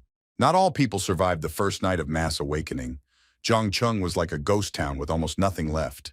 As Chenbai assumed, on the morning of the next day, zombies began to attack the Sun family's pavilion. The owners came out to meet the guests. Sun was the first to rush into battle Jiqiong, who used a C-rank skill and could transform an object into a crystal using inner power. In addition, Sun Jiqiong had acquired the all-encompassing eye skill and was able to obtain data on her opponent within her field of vision. Now in front of the woman was a completely ordinary zombie, the characteristics of which were very weak. He did not pose any threat to her. Sun Jiqiong quickly swung her crystal weapon and left the zombie headless. It was too easy a test for her. However, the adventures did not end there. The zombies became more and more, and they steadily approached the pavilion, wanting to feed on the flesh. Ali entered the arena after her mentor. She had rank as skills and could greatly increase her stats when invisible. Firmly gripping her knife, the girl hid her presence and leapt into the air to attack her enemies by surprise. Literally in a fraction of a second, dozens of corpses appeared on the floor, who did not understand what had happened. Ali was able to defeat the monsters with her first attack. Meanwhile, the guards of the pavilion were busy rescuing the survivors. They carried people to the main hall of the pavilion and tried to heal them. The chief medical officer was surprisingly a nurse. She told the man to put the victim on the bed to the left, as she was busy at the moment. Meanwhile, the girl treated another victim with her B-rank skill. She could repair heavy damage in a very short time. Almost the whole day was spent very tensely around the pavilion of the Sun family. Finally, evening came and the zombies calmed down a bit, retreating from the house. Chenbai was satisfied with the way things were going. Lu Li reported that thanks to his bright head, the allies managed to take control of the difficult situation. They talked on the balcony from where they could watch the survivors. Lu Li said that nothing extraordinary had happened yet. In this case, the young man decided to leave all matters to his wards. He explained to Lu Li that he had very important business outside the city. Immediately after his words, Chenbai moved from his seat and left behind only a breath of wind. Lu Li had to cover her skirt so that no one could see her dignity. The young man went high into the mountains and moved along a forest path. During the mass awakening, all means of transport ceased to function. With this in mind, Chenbai was forced to move on his too. In the end, the man left a little earlier and was definitely in time for the appointed meeting. The young man remembered how in his past life he had observed an inexplicable mark just above the university. Only with the passage of time did he understand what she meant. Chenbai was now living his second life and understood perfectly what the mark in the sky meant. The young man promised himself to be in time and not to miss this chance. In just a few minutes, Chenbai reached the university in the city of Jiangchun. Considering the situation, the building did not look very pleasant. The young man had already managed to deal with dozens of zombies on his way, which were around the building. Of course, he did not forget to use the absorption technique. Looking up at the sky, Chenbai could tell that he had arrived in good faith. All the while, he followed the mark that every awakened person would wish to see. In his previous life, the young man had no idea that this mark meant the place of descent of the deity during the mass awakening. Bright flashes from the sky began to reach the ground, and the young man ran in their direction. He arrived just in time to meet the divine creature. Chenbai's left, he heard a man's voice asking him to stop. The young man immediately braked and looked to the left. He saw in front of him a mustachioed man who introduced himself as a business magnate. He wanted to offer the young man something he couldn't refuse. Chenbai smiled and said that those words sounded really interesting. The young man admitted that the mustachioed man managed to turn his attention. Extending his hands in front of him, the merchant said that it would be an honor for him to bargain with the pioneer he had just met. Chenbai began to approach the mysterious stranger and told him that he had been counting down the days until they met, when he saw a mark in the sky in his imagination. Approaching the man, the young man bowed before him and began listing epithets with which he praised the interlocutor. Mustache did not dare to interrupt the young man. Chenbai raised his eyes and looked confidently at the man, saying that he was very happy to speak with the deity. It turned out that just in front of the young man was a divine creature of trade named Lei Do. Due to his height, Lei Do could be mistaken for an ordinary person. Chenbai met his first deity in his new life near the building of the destroyed university, above which the heavenly mark had hung before. Lei Do said that he immediately realized that there was a connection between him and the young man, so he handed him the card and said that it was a gift for him. The divine creature explained that it was a golden-green goblin card that would give the young man a discount of almost 12%. Chen Bai gladly accepted the gift from God. He didn't expect that ordinary praise would affect the man so much that he would give him the gift of the East. Lei Do concluded that the young man was ready to trade, so he decided to show him his goods. On his right hand was a scroll. On the left is the legendary sniper rifle, which was known to the young man from a past life. She was very good at dealing with the strong heads of the monsters. Chen Bai was simply shocked at how many weapons the man had in his arsenal. Besides these two, he showed him many rare items and weapons. The young man really wanted a legendary scroll, but he could not afford it. He thanked God for the offer, but was forced to refuse. Lei Do, from the fact that it was obvious that the awakenings would have almost no income, but his goods deserved to be bought at a high price. The old man advised the man to work a few days ago to earn money, and scheduled a meeting for the day when the man would have money with him. Chen Bai admitted that he really couldn't purchase the goods, but he said that he had heard that gods could not directly influence the course of events during the apocalypse. The young man assumed that Lei Do had come down to earth to choose people to do the work for him, and asked if he was right. The deity of trade was pleasantly surprised by the knowledge of the young man. He asked the interlocutor if he was implying that he wanted to take his money. Chen Bai did not hide anything and said that he wanted a lot of treasures from the man's piggy bank and suggested that he invest in the first awakened one. After a while, Lei Do decided to sit down and ask the interlocutor why he decided that he could bring a profit to the person who ate the dog for trade. The old man looked at the young man with a sinister look and added that even the dumbest person would have doubts about the effectiveness of such sponsorship investments. After hearing the answer from the deity, Chen Bai decided to demonstrate his skills. He dramatically deformed his right hand, which he used to pierce the bodies of enemies. Also, the young man did not forget about his left hand in the form of his powerful hammer. He hoped that the old man would appreciate his abilities. Having demonstrated his energy and rank, the young man said that the god of trade could consider this as a guarantee for their fruitful cooperation. Lei Do was forced to admit that the young man had incredible abilities. He even clapped his hands and said that he had not seen such a thing in a long time. He has visited many planets, but he has not seen anything like this on any of them. Lei Do admitted that he was wrong when he said that nothing on this planet would bring him income. The god of trade decided that he would give the man one chance after all. He made a bet on a young man who stood out among the others for his highest rank.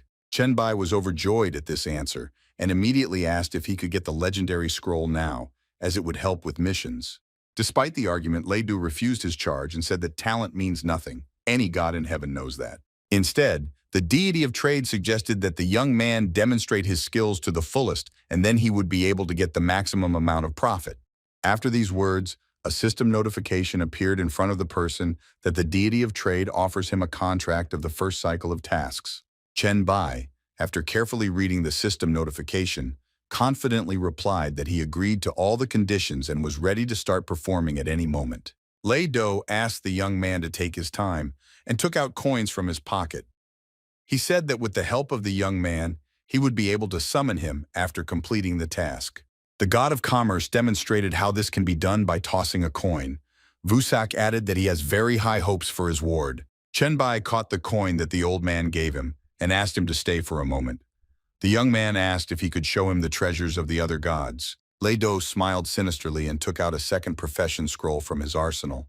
This artifact made it possible to use several skills at the same time. Seeing this scroll, the young man's eyes lit up. He really wanted to get it, which was undoubtedly the main incentive in completing the tasks. Chen Bai was willing to do absolutely anything to obtain magical items from the trading deity's arsenal for completing missions. Lei Do concluded that they had agreed on that note. After that, the man put his hands together and said that it was time for him to go about other things. Torgivli wished his ward luck with hope that everything would go as smoothly as possible. Lei Do left his local affairs to a man. Immediately after he disappeared from the radar, the young man faced his first task. He had to find and defeat the creatures that Lei Do had hidden in the university grounds. The prescribed reward was also lower, which greatly embarrassed the young man. The reward was entirely at the discretion of the god of trade. This was not surprising, given his status. In the end, Chen Bai reassured himself that in his past life almost everyone knew about Lei Do, who paid very generously for a perfect mission. Having received the task, the young man went to the new building of the university. He was never in the second building, which surprisingly remained completely intact. In addition, Chenbai came to the conclusion that this building was built very recently, because a week before that, he had not seen any new buildings near the university. After all, it didn't matter to him now. The young man took a few steps forward and gathered his strength to start searching for the mysterious creatures. Chenbai slowly strolled through the corridors of the university and came across a gymnasium on his way that was barricaded from the middle. Inside the gym, there were students of the university who were bullied by strangers. They locked up the students and weren't going to let them go. The two boys were constantly bullied. They looked very bad considering the few bruises on their faces and bodies. Zidrovan, who was constantly mocking the students, easily dealt with the young men and decided to go to the girls behind their backs. He ordered the beauties to immediately take off their clothes and begged them to make him his slaves forever, slowly approaching them. The man looked at the students with an ominous look and warned that otherwise he would simply finish them off without even leaving a gunpowder. The young men, who looked half alive, stood up for the girls again. They said that the crowd will not wait for what is required of the students. The man was absolutely not against this development of events. He concluded that the students had chosen death and promised them to finish everything quickly. The woman who was standing next to the big man suddenly decided to stop him. She grabbed his left hand and asked him to stop abusing the students. However, the man was not going to listen to her. He hit the woman hard in the face, ordered her to shut her mouth, and called her a slut. Immediately after that, the barricaded entrance to the gym resumed its original purpose. Someone from outside decided to visit the gym. The woman flew away from the man several meters back and landed hard. Meanwhile, the students silently watched and waited for the new guest in the room. They could not believe their eyes when they saw their peer in front of them. Young men and women held their breath at the moment of the student's appearance. Coincidentally, Chenbai was also a university student, so he couldn't allow his friends to be bullied by some idiot. Entering the central gymnasium impressively, Chenbai turned to the man and asked if he really enjoyed beating up innocent students. Zdrovan began to turn his face to the entrance and answered that he was really interested in it, offering to also pile in the uninvited guest. However, Chenbai had completely different plans for this situation. With the speed of light, he approached the men, announcing that he was refusing the offer. Instead, he preferred to kill such scoundrels. He delivered a powerful blow with his right hand, slicing the big man's body in half. The partner of the victim was not going to just stand still. He wanted to catch the young man by surprise and swung his fist to attack him from behind. However, literally a second later, the man regretted his decision. Chenbai slammed him with his claws and once again spilled blood on the battlefield. The big man before was simply shocked by such a turn of events. Drops of blood landed right on her face. While absorbing his opponent's body, Chenbai asked those present if there was anyone with medical training, as he needed the help of someone with medical training. The students finally started to recover from what happened in the gym. They talked among themselves and could not find the right person. Chenbai, meanwhile, let go of the man and threw him to the floor. The young man watched as students tried to find someone from the medical university. Suddenly, a girl from the crowd pointed to the victim of the blow and said that she was 100% studying at a medical university. The girl did not expect such a reason and was scared to death. She asked not to kill her and began to justify her actions in this situation. She explained that she moved to China from another country, and she just likes living here, especially because of their traditions. Other students behind the girl's back began to make fun of her. Only one girl did not laugh and decided to stand up for the innocent. She got up and explained to everyone that the girl really didn't hit or touch anyone. She just made a mistake and started resisting those big men. Chenbai watched this whole circus with a smile on his face. He asked to stop Balagan since everything is clear here anyway. After that, the young man told all the students to immediately get out of the university and into the street. They left the university building and went out into the fresh air. Chenbai gathered all the students into one pile and told them to leave this location, asking only the Poma girl who was lying on the floor to stay. The young man told the students to go to Dongshan, where they would be accepted if they mentioned Chenbai's name. The young man asked his peers to bypass the corpses of zombies. The students were not happy with such an idea because they were very afraid. The place was very far, and they could meet zombies on the way almost 100%. Chenbai reassured the fellow students and said that he had killed almost all the zombies in the area, so the students would be in danger on the way to the city. The young man added that if he were present here, he would be in a great hurry, because now the monsters began to develop and regenerate with tremendous speed. When the students heard that they might not have a second chance, they immediately revised their views on the situation and realized the seriousness. The girl who acted as a leader thanked the savior for his help and said that they understood everything and were immediately on their way. The girl behind the young man could not understand why he did not let her go. She began to wonder what Chenbai was up to. Suddenly, different thoughts began to come to the girl's head. She decided that the young man was on the list of students who like foreign students. The girl had heard about dozens of boys who were engaged in similar affairs and hoped that the young man in front of her was not one of them. Chenbai that he is not interested in any foreign women. He reiterated that he just needed someone to take him to medical school. The foreigner felt very embarrassed at this moment. She apologized to the interlocutor and said that she had listened to almost everything. Not receiving any response from the young man, the girl began to shout loudly, informing the interlocutor that she was not a slut. The foreign student added that everyone thinks she is a girl with easy behavior, but she has never had a boyfriend, and she is ready to prove it. Chenbai listened to the girl's excuse with a smile on his face. He repeated once again that he was absolutely not interested and asked to just follow him. Hot outside today. The girl led the boy to the gymnasium, from where they were supposed to go to the medical university.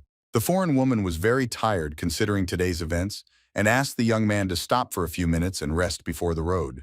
Chenbai would have gladly allowed it to be done in another situation, but now he put his hand on the girl's waist and said that they needed to hurry. After that, the young man pulled the foreigner behind him using his two legs. The blouse that covered her torn shorts flew off the girl. Thanks to the incredible speed of the pioneer, the students very quickly reached the medical university, which was located several kilometers away. The girl told the young man that he was too sharp and fast, and if she hadn't managed to catch her clothes with her foot, she would be walking in a hurry. Chenbai asked to put the conversation aside and talk about the medical faculty. The girl reported that there is a laboratory on the third floor, where only the professor can enter. She told the young man that inside there is a lot of valuable information about viruses, and below the medical university there is a huge waste fuel plant. Chenbai heard a comprehensive answer to his question. The first thing the students did was go to the laboratory located on the floor above. Inside, they could observe many kinds of experiments conducted by the professors. Students of ordinary level were not allowed here. Despite the lack of keys, the students were able to easily enter the chemical laboratory of Zhangcheng University. Chenbai began to look around. Having seen a lot of chemical samples with his own eyes, the young man was very surprised. He did not expect that there would be so many things here. Chenbai used his abilities to test the viruses in the flasks. He found only flu viruses here, which in principle could be expected from a university. Suddenly, the young man received a notification from the system, which advised him to get enough flu points, which would allow him to level up. After absorbing all these viruses, Chenbai awakened a new ability of the flu virus. Now he could infect people by controlling the development of influenza in their bodies. The young man was pleasantly surprised by what he received as a reward.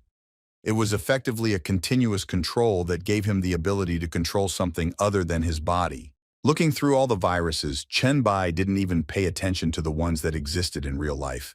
He was forced to admit that he knew absolutely nothing. It was even difficult for the young man to imagine what results he could achieve with his SSS rank. There was an incredible amount of viruses around. Chenbai decided to postpone the trade deity task for later, as he now felt it necessary to invest the remaining points to level up the Blacklight virus skill tree. By doing so, the young man gained several new skills, including flying over walls and combat concentration, which allowed him to increase his vision and reactions during combat. After that, Chenbai decided to test his skills in practice. He pumped his fist and tried to feel how his muscles worked. Putting his hand out in front of him, the young man was simply shocked by the result of his light blow. He couldn't believe that the power had increased so much. At that moment, his partner entered the room, who was simply shocked by the fact that she saw a huge crack in the wall opposite the young man. The foreign student grabbed her head and could imagine what the young man would do with the body of a thin girl who accidentally fell into his hands. Chenbai came to the conclusion that he could control his muscles in different ways and direct the forces there. Now his attacks will be much stronger. Turning back, the young man saw a girl in front of him who was very red. He asked her what happened to her face. Not receiving a concrete answer, Chenbai told his partner that there was nothing more for them to look for, so they needed to get out of the laboratory. After the laboratory, the students went to the basement of the university. The foreign student was very scared because she was afraid of the dark and there was no light in the basement. Chenbai reassured the girl and told her to stay put. He would check everything instead. He suddenly stopped and the girl hit her head on his back. The students moved forward down the corridor, and Chenbai finally announced that they had reached their goal. Ahead was a door with the inscription, "Dangerous." Despite this, the young man confidently opened them and went inside. He perfectly understood where he was going and was not going to stop there. Behind this door was a real crematorium. Chenbai asked the girl to stay outside, to which she replied that she was afraid. Despite this, the young man still left her behind the door and went forward. Just in front of him was a huge red mark. The moment the young man raised his hand and looked in front of him, he received a notification that he had entered the crematorium and would now receive a task. Chenbai had to clean up the crematorium, which was located under the medical university. He was given about 2 days for this, after which the task disappeared. This time was more than enough for the young man. He stood in front of the giant furnace and waited for the task to finally begin. Chenbai assessed the situation around him and immediately understood everything. In particular, why they did not meet any zombies on the way to the medical university. The dead bodies of people lying on couches suddenly began to rise up. The bodies slowly began to pull off the sheets and stand up. Chenbai immediately realized that he would have to fight the zombies. He braced himself for the attack and waited impatiently for the dance to begin. The zombies rose from their beds and settled in the room. They looked stronger than normal, posing much more danger to humans. Without waiting long, Chenbai moved from his seat and headed towards the monster. At the same time, he looked at the zombie above his head. The young man delivered a powerful blow with his mutated claws, sparing no strength. First, he decided to deal with the enemy opposite. Chenbai cut through the zombie's body with ease. The young man killed the resurrected teacher, for which he received 400 points. The battle did not end there, and now the young man's attention was focused on the monster on the ceiling. He began to gather energy as he prepared to attack. Gathering enough energy in his mouth, Zombie exhaled with all his might, creating a spiral energy wave that was directed at the enemy. Now the young man understood why the monsters did not attack immediately. It was all about the ability with which the zombie could attack from a distance. However, she did not scare Chenbai at all. The young man rose from his place into the air and was able to predict the next attack with ease. Literally in a fraction of a second, he was in front of his enemy and swung his steel fist, wishing the monster a good life in the next world. Immediately after the last word, Chenbai drove his fist into the zombie's stomach at great speed. The monster screamed loudly and pressed its back against the wall. The young man managed to kill the zombie spider and get 1,000 points. It was a rather rare specimen, for which Chenbai did not expect to receive such a great reward. His adventures did not end there, and the rest of the zombies began to get up from their beds. They slowly moved across the room towards their target. They had only one goal: to kill the young man in front of them, who disturbed their peace by entering the territory of the dungeon. Chenbai felt at home in the basement. He let out a loud cry, inviting his opponents to attack first to eat him alive. The zombies immediately attacked, and the young man began to tear them to pieces. Chenbai got a huge amount of points by defeating a lot of monsters. After that, the young man raised his level to the 4th. Now he stopped in front of the furnace, where he watched as the monster wanted to break out. Chenbai began to slowly approach the crematorium and talk to the zombies. The young man decided to go to meet him so that the monster would not worry so much. Suddenly, the metal door to the crematorium was knocked out. The monster turned out to be so strong that it was able to get out of the trap with ease. Chenbai began to behave a little cautiously. He understood that this zombie would be different from the rest due to its power level. Just in front of him, the young man saw a huge worm, which did not yet resemble a zombie. He slowly began to crawl out of the crematorium. Standing still, Chenbai could feel the danger literally wafting from this piece of meat. This feeling was difficult to explain. The young man perfectly understood that this was still an unfinished form of the monster, and he needed to deal with it before it began to transform. That is why Chenbai instantly moved from his place and attacked the monster with his claws. But at this very moment, the zombie began to take on its final form. Based on the situation, the young man decided to use his skill called flu mutation. He exhaled poisonous smoke from his lungs. Despite the smoke that spread around, the monster managed to survive, and the attack did not reach the target. The zombie decided to counterattack the enemy. The flesh substance delivered a powerful blow with its right hand, hitting the target directly. Chenbai flew back a few meters after the impact. The young man landed hard on the ground, surrounded by his poisonous smoke. He realized that an easy battle with this monster would definitely not work out. The zombie completely transformed and turned into a biochemical monster that had an incredibly high rate of regeneration of body muscles. The monster was not going to wait long and decided to finish the fight. He quickly moved from his seat and headed towards Chen Bai. The young man understood that he could not just sit on the defensive, so he decided to counterattack. He delivered a preliminary blow, hitting the enemy's stomach. After that, the monster delivered a powerful kick from which the boy managed to dodge. Making a coup in the air, Chen Bai saved himself. The young man felt that his opponent was extremely strong and no match for his previous opponents, with whom he did not spend even a third of his strength. Now everything was different. Chen Bai felt his muscles petrify and decided to use the power of the biochemical monster to restore his own. The young man rose into the air and swung his left leg to strike. The monster was able to block the attack by raising its right fist. Chen Bai continued to attack for a while and wanted to know when the monster's regeneration would end and it would lose its abilities. The young man understood that he needed some time to defeat this monster. He used his hourglass to gain an advantage in battle. After that, Chen Bai started fighting again and said that he wanted to check how long his opponent's regeneration would be. The battle went on for a very long time and lasted almost an hour. During this time, Chen Bai was able to gain an advantage on the battlefield and could see that the monster was already in trouble. The young man scoffed at the zombie on the floor and asked why he had given up so quickly, and he hoped to play with him for a while. Heading towards the exit, Chen Bai encountered a part of the biochemical monster on his way that continued to regenerate even in this state. The young man could not allow the monster to respawn again, so before the last blow, he said that this was the end of their fight. After his last words, Chen Bai powerfully landed his right foot on the ground, crushing the piece of flesh that continued to regenerate. In this way, the young man killed the biochemical monster and received 10,000 points. His level rose to 5 and the boy received 2 new attribute points. Chen Bai successfully cleared the dungeon and the system prompted him to use storage and then get the artifacts after loading. In addition, the young man had the option to hide his face and set the viewing price. He decided to upload the data but hide his face. Meanwhile, in the Dongshan area of the Song family pavilion, Su Xin continued to do his work, patching up the wounds of the injured. This time her patient was Sun Jiqiang, who was injured in the battle with the zombies. Suddenly, the woman saw a system notification in front of her.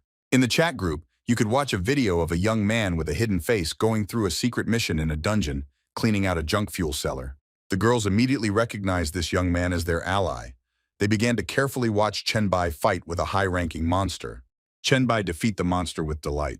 The beginning was not very successful for the young man, so his allies began to worry, but this was only the initial stage. Ali was also able to watch this fight, and after a while she was simply shocked at how fast Chen Bai could move in space. One of the participants in the chat was watching the fight, as if watching a football match. He was rooting for his idol, telling him to cut the monster to pieces. The man in the gym noticed that the monster's regeneration ability was much higher than the young man's, but due to the latter's fighting style, the latter won. The pink-haired girl admired Chen Bai, who had no equal among humans, and now he also had an incredible ability to regenerate. While there were pleasant words for the winner in the chat, the young man remained in the dungeon as he wanted to finish some unfinished attempts here. Chen Baiyem looked at the system notification that he had received 300 exclusive points for summoning a black light virus that was different from the rest. The highest point of this virus's evolution was not at all the same as the rest, but it was not a problem at all for the virus king. After the fight, the black light virus mutated and gave the young man plus 300% speed. He could now gain a new level A cell regeneration ability. Chen Bai could use the remnants of his physical strength to restore a severed limb or quickly restore his body during battle. He could control this ability on his own, which was an extreme plus. The young man decided to observe a little to assess the strengths and weaknesses of the technique. A few seconds later, several artifacts appeared in front of Chen Bai. He took into his hands the sacred scroll of a biochemical demon, which had quite great prospects, but at the same time risks. Another artifact was a C-rank gene tincture that increased physical fitness. Chen Bai found it quite useful and opened it. After that, the young man drank the elixir from the test tube, and his characteristics increased significantly. In particular, the level of strength and maneuverability increased by 2 and 3 points, respectively, leaving one more artifact that the system gave him for completing the mission. He slowly bent down and took something incomprehensible in his hands. Revealing some incomprehensible suit in front of him, Chen Bai began to examine it and study the skills that this contraption could enhance. The description seemed rather ambiguous to the young man. He could change the shape of his body or equipment with this suit, but there was no explanation. Seeing the system window in front of him, Chen Bai suddenly remembered that he had also collected a lot of loot from defeating this monster. Looking at the attribute of the clothes, the young man realized that they were all made of leather and that they would make sense only when worn under clothes. His gaze settled on the Princes of D-level abilities. The book could increase the activity at the cellular level and increase the level of regeneration for a while. Chenbai also read that with his enhanced abilities, the book was useless, but decided to keep it to exchange in the local chat. After assessing his loot, the young man decided that it was time to leave the dungeon and hand over the monster's body to the organizers so that the mission was considered complete. Chenbai thought that his employer definitely wouldn't expect him to complete the mission so quickly by clearing a high-ranking dungeon. With a smile on his face, the young man opened the system window and was about to leave the dungeon, but he suddenly had doubts about it. He decided to refuse to leave the dungeon and be alone with his thoughts for a while, as they told him to take his time. Chenba understood that Lei Do was not just a traveler with nothing to do. He was 100% sure that the man didn't do anything just like that. In addition, the young man remembered that the deity of trade mentioned a bonus that he would give to his ward in the event of a successful mission. Chenbai easily cleared the dungeon and did not understand what was so difficult about it. The young man thought that he was just screwing himself up and that Lei Du would be able to reward him fully. Suddenly, Chenbai turned his attention to the crematorium as the system window disappeared. He began to think about getting inside. Having opened the passage, the young man saw a lot of space in front of him and realized that he was on the right path where he could find the answer to his questions. Assessing the fairly wide passage where corpses were burning, absolutely everything was covered with metal, and at first glance there was nothing unusual here. Lifting his head up, Chenbai noticed a rather wide pipe on his way and decided that he could find something inside it. Just thinking about this, the young man suddenly got up from his seat and jumped into the air to continue his research inside the crematorium. Chenbai ran 50 meters in a few seconds without seeing the end of this pipe. It seemed to him too long for a short run. Suddenly, the young man was forced to stop, as there was no way to hit. He did not understand how this was possible, because the pipe had to lead somewhere. A dead end here. Chenbai stared straight ahead and tried to figure out what to do next. The young man decided to sit down. He knocked on the metal structure and wondered if there was anything unusual inside this crematorium. As soon as Chenbai spoke the last word, a golden face suddenly jumped out from the metal wall, scaring the young man to death. Chenbai decided that it was an enemy and delivered a powerful punch with his fist to the opponent's face to limit his further movements. However, everything turned out not at all as the young man assumed. He was unable to deal any damage to the enemy and saw a new system alert. The system informed him of a mask about which almost nothing was known. It is only known that someone with a similar face has magical powers. Chenbai continued to hold the mask and was surprised that the system didn't even warn him of the danger and still didn't know anything about this artifact. Taking it in his hands, the young man with a smile on his face looked at the artifact and assumed that Lei Du was looking for this very thing and it should be given. The only question was how to figure out a way to transmit the mask. It was already night outside. Chenbai spent several hours at the medical university. The girl was already tired of waiting for the young man near the crematorium. She was sitting on the floor and suddenly noticed how someone started to climb out of the oven. The foreign student enthusiastically began to tell the young man about his exploits, which she saw with her own eyes and fell in love with him after that. Chenbai asked the fan if she had any gold coins. The girl replied that she was not sure at all, because her friends were constantly killing zombies instead of her. The young man suddenly realized that he did not even know his exact number of coins. He understood that they might not be enough, despite the video views. Looking at the system window, Chenbai saw that he had 912 gold coins, which was not enough for him to unlock access to his own warehouse. It took at least 1,000 coins to create a warehouse, which the young man thought was the safest way to store things. He had to wait. After a long stay at the university, the students finally left the building. The girl asked, "Are they going to Dongshan?" The young man said that it is too dangerous there now. After hearing the answer, the foreign student offered to stay in a hotel nearby, where you can stay on the upper floors, where the zombies will not be able to reach. For the first time all day, Chenbai heard a very good thought from his partner. He said they would do just that and told them to take him to the hotel. The hotel, which was located near Zhangcheng University, was called Lovers. At the moment, it was not the season, and there were few visitors in the establishment. The foreign student insisted that they stay in the same room, which was called the seduction room.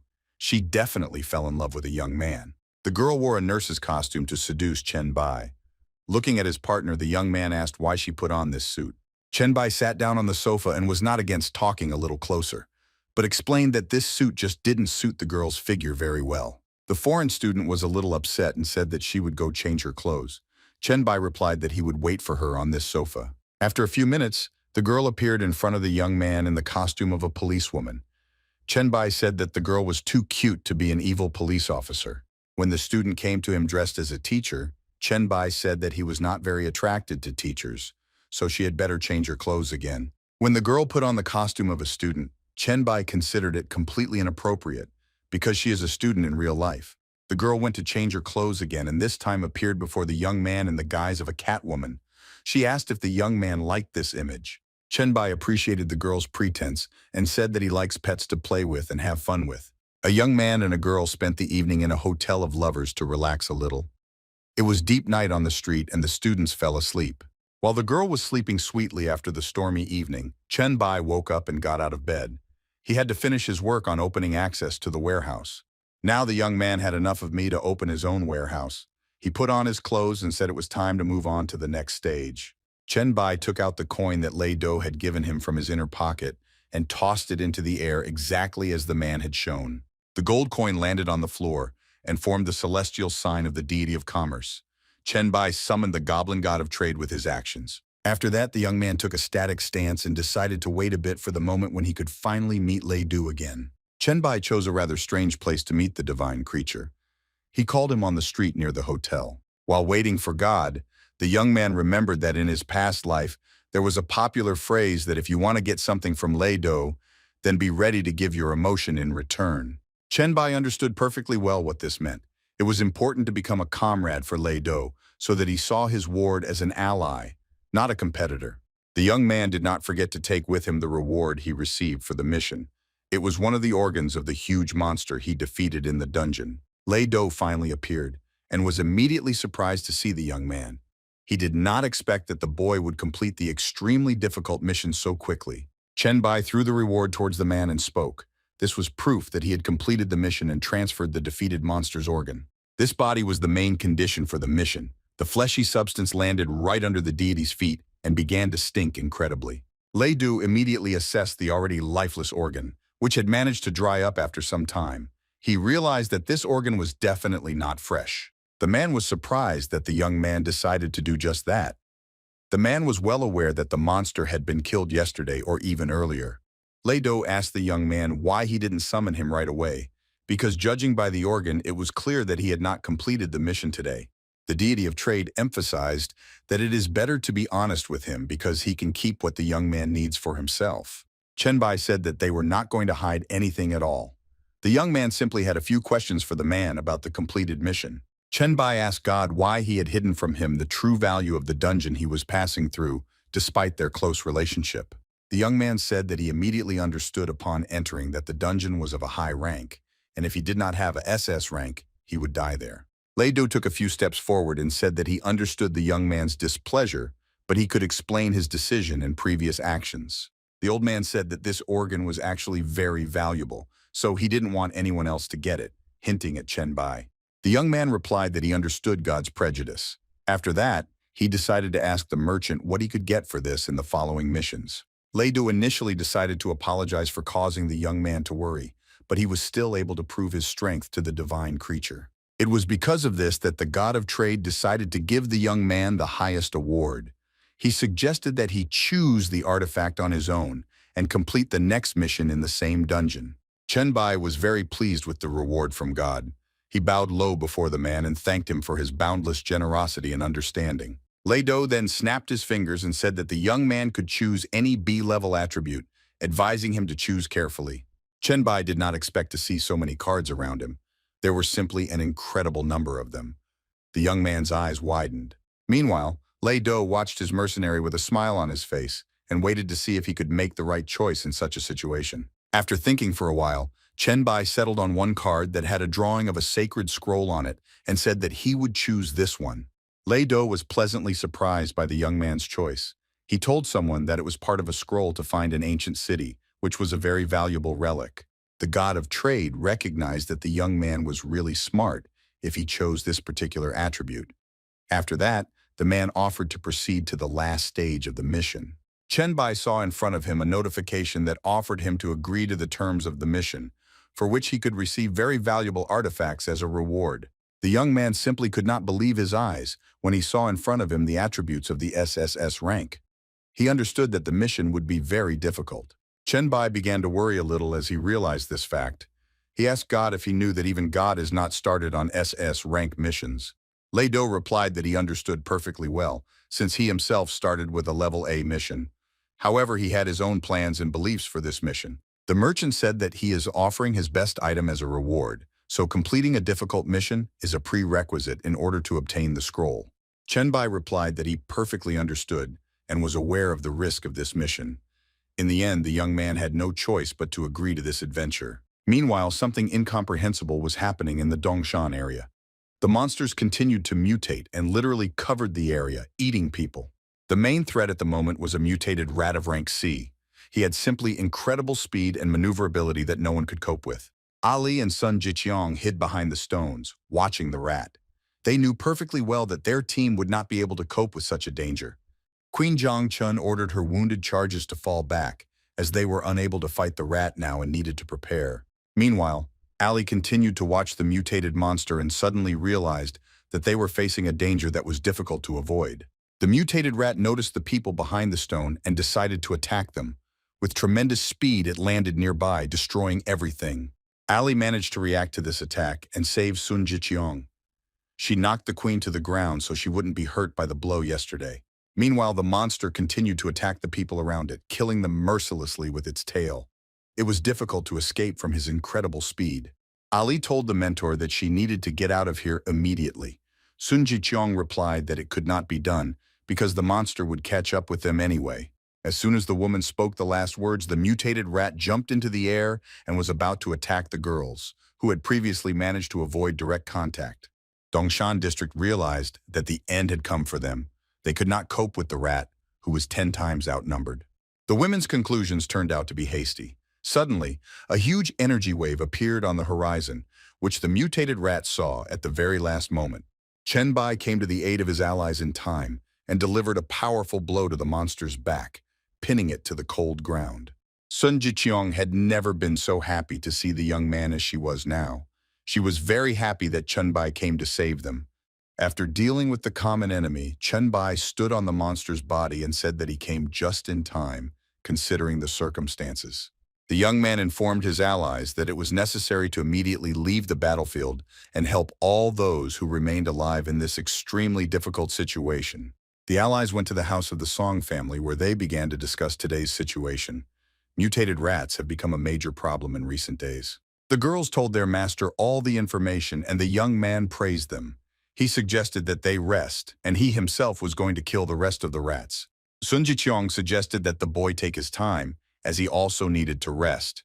In addition, the woman wanted to introduce him to someone. Chen Bai said that maybe the queen is right and you can rest a little. After hearing the answer, Sun Jiqiang turned towards the door and called out to Ling Yu. Behind the door of the room stood a girl who was waiting for a signal from the queen.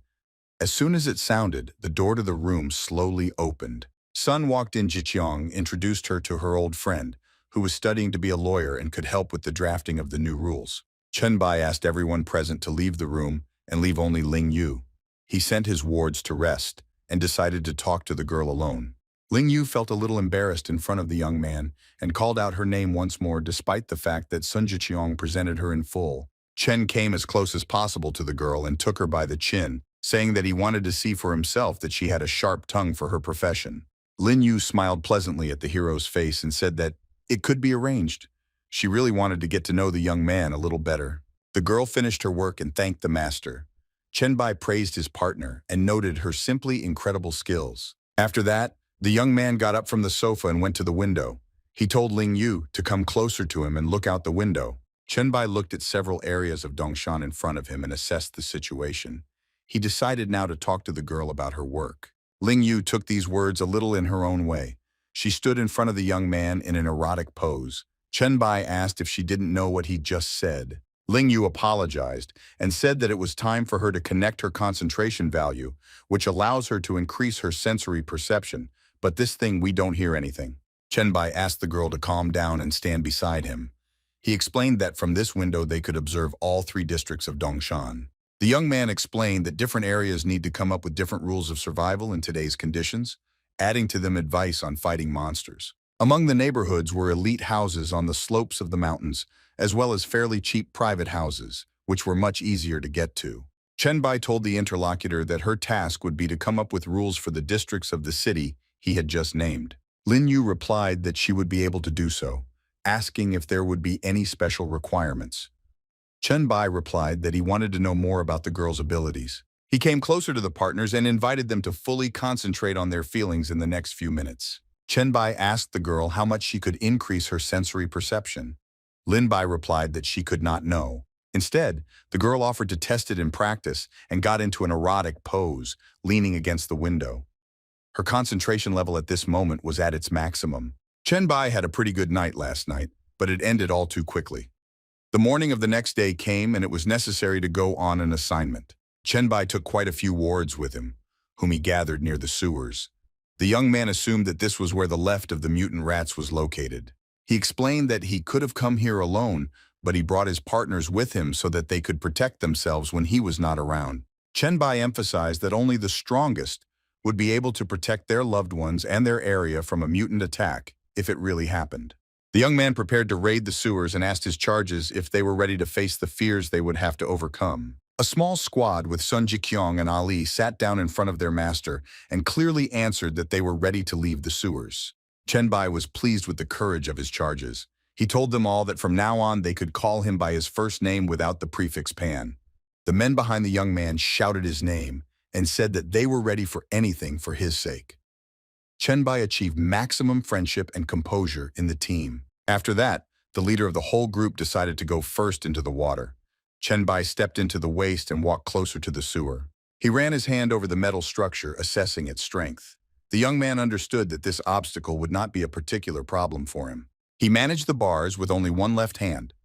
After that, the mission commander informed his wards that they could go inside. However, suddenly a system notification appeared in front of all the participants of the mission, which required them to complete the task of entering the sewers. Ali read that they needed to kill all the mutant crises, including their king, as well as find the source of the mutation, for which they would receive unknown rewards. The participants of the mission took torches with them, and it turned out for good reason. Chenbai was pleasantly surprised to find that the sewers were much cleaner than he expected. Suddenly, the young man raised his right hand up and stopped the people behind him. The leader informed the wards that something was suddenly approaching them. Chenbai was not mistaken, and people met dozens of mutant rats on their way. The monsters decided to defend their territory and immediately attacked the uninvited guests. The young man immediately prepared for battle and told his wards to do the same because now they will need to chop up mutant rats for meat. The allies behind Chenbai gathered their courage immediately after his words and headed towards the monsters led by Song Jikyong. The young man entered the battle first. He warned his companions to beware of the speed of the rats and not give them a chance to survive. A group of people continued to move relentlessly through the sewers. They destroyed many rats on their way whose bodies could not be counted. Sun Jikyong informed the leader that they had cleared a total of 16 long and short paths, meaning they had almost reached the end. Suddenly, one of the squad members noticed the danger ahead. The queen laughed and said that it was just one unfortunate rat. Chenbai warned the woman to be more careful and use her abilities to gauge the strength of a potential enemy first. Sun Jikyong knew everything perfectly, even without the young man's prompting. She used the skill of her eyes and looked at the approaching rat with crystal vision. Queen Jiangchen was simply shocked to see a level 7 monster. She immediately realized that the Rat King was approaching them. Sun Jikyong was now unsure of her strength, as she did not know if her attributes would even help defeat such a strong opponent. Realizing the seriousness of the situation, Chenbai immediately moved from his seat and decided to help. Sun Jikyong asked him to be more careful. At some point, the woman forgot who she was dealing with. She simply stood still and watched the young man win this battle. Chenbai cut the mutated rat's body in half with his first punch. The young man turned out to be even faster than the animal, which was famous for its speed. For defeating the rat boss, he received the E-level boots. They were a set of armor that did not increase the host's speed much. Chenbai realized that it was quite helpless, but could be a very dangerous weapon in the hands of the right master. The young man immediately decided to put on boots and increase his skills. He felt that this attribute was much stronger than his vis-a-vis of the same level. Bai had defeated the Rat King, and now the squad had only one task left. They needed to find out the reason for the mutation of sewer rats. The allies walked for a few minutes along the sewers, and the Sun Jikyong found it strange that they did not encounter any rats. Suddenly, the leader asked for silence. Bai took a few steps forward, and his Virus King skill began to absorb the many poisons that were coming from one side. The young man felt a lot of microorganisms in his body. This seemed very strange to him, because such a strong virus can harm even mutants.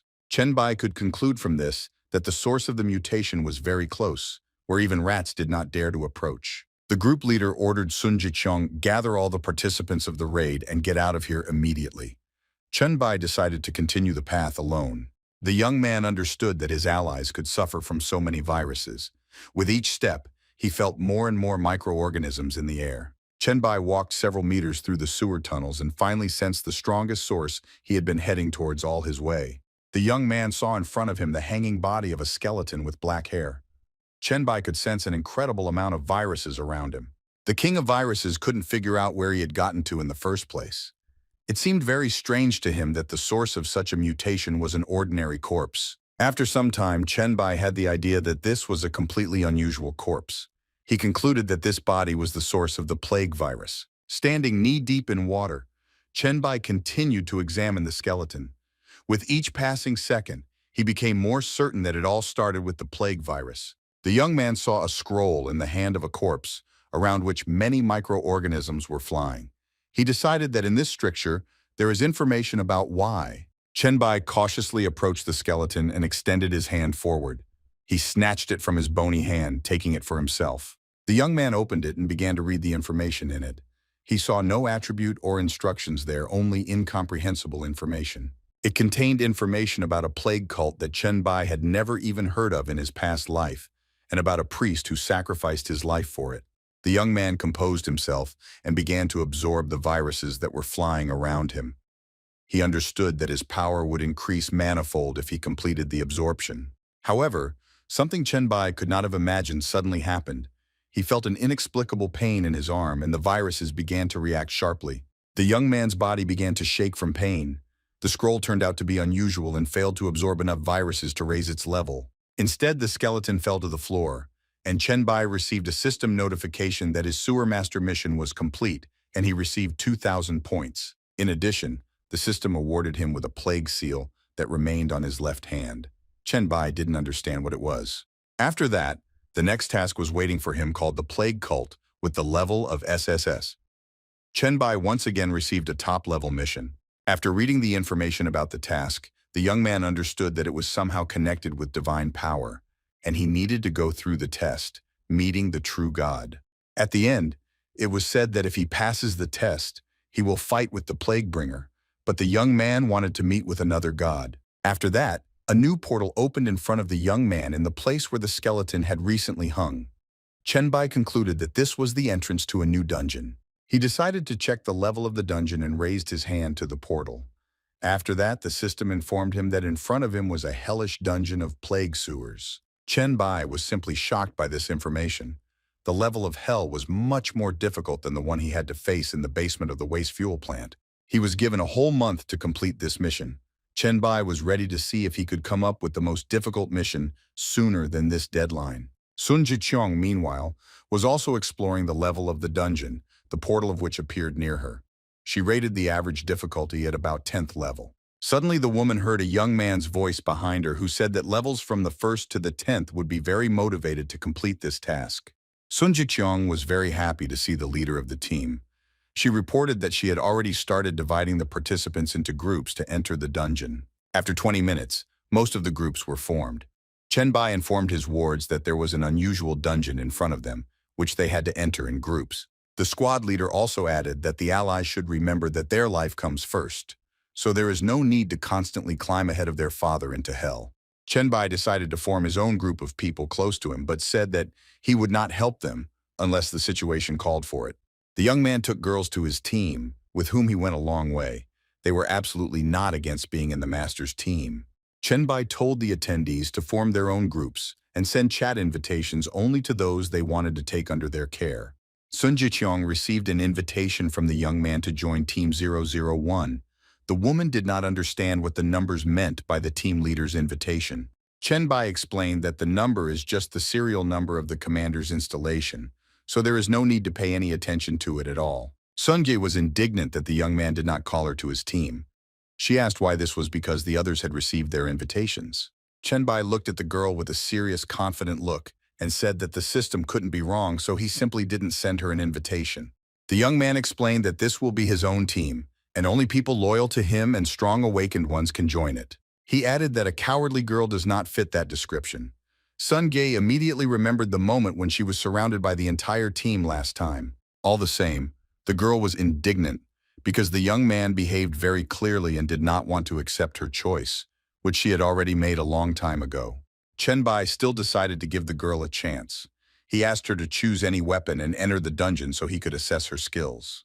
Sungi was a little worried, but she had no other choice. She took a B-rank knife and went to the dungeon to fight the mutated rats. The girl prepared for battle. The closest people stood behind her. Chen Bai reminded Songjae not to expect any help from him. After that, the young man turned his head back and turned to Lu Li. He realized the fact that he had never seen her skills and Song Ji's skills. Lu Li immediately demonstrated her talent called Illusion Image. The rank skill would allow the girl to create images from her imagination and use them in battle. However, she did it too slowly. About Sun Ji, the girl said that she has a talent of the tease level.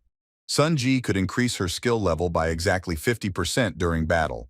Chen Bai did not appreciate this skill and told the interlocutor that her insults would be much more useful in battle despite her slowness. Meanwhile, Sun Gi finished her battle and defeated all the rats in the dungeon.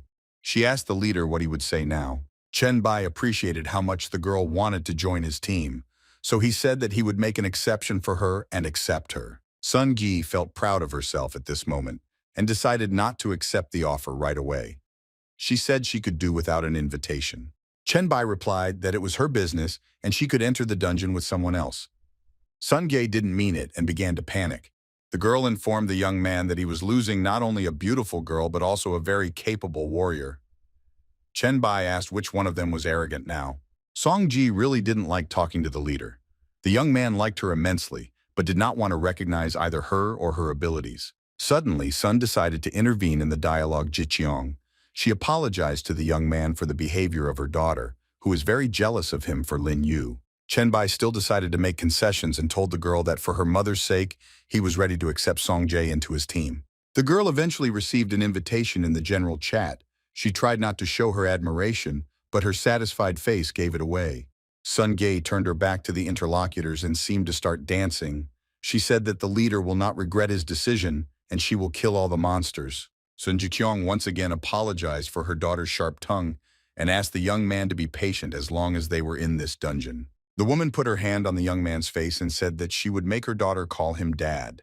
Chen Bai replied that Song Gae was somewhat like her mother. Sun Jiqiong admitted that her daughter is just as restless as she is, but has many fears about the world that has suddenly changed. With a wink, Queen Jiangchen told the young man that Song Gae would start calling him father very soon.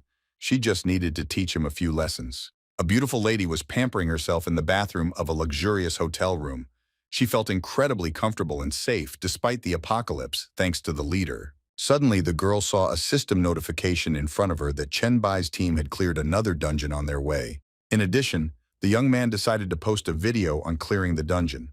The girl was simply shocked and almost jumped out of the bath at that moment. She couldn't wait to watch a new video from the leader, but the price for it stopped her.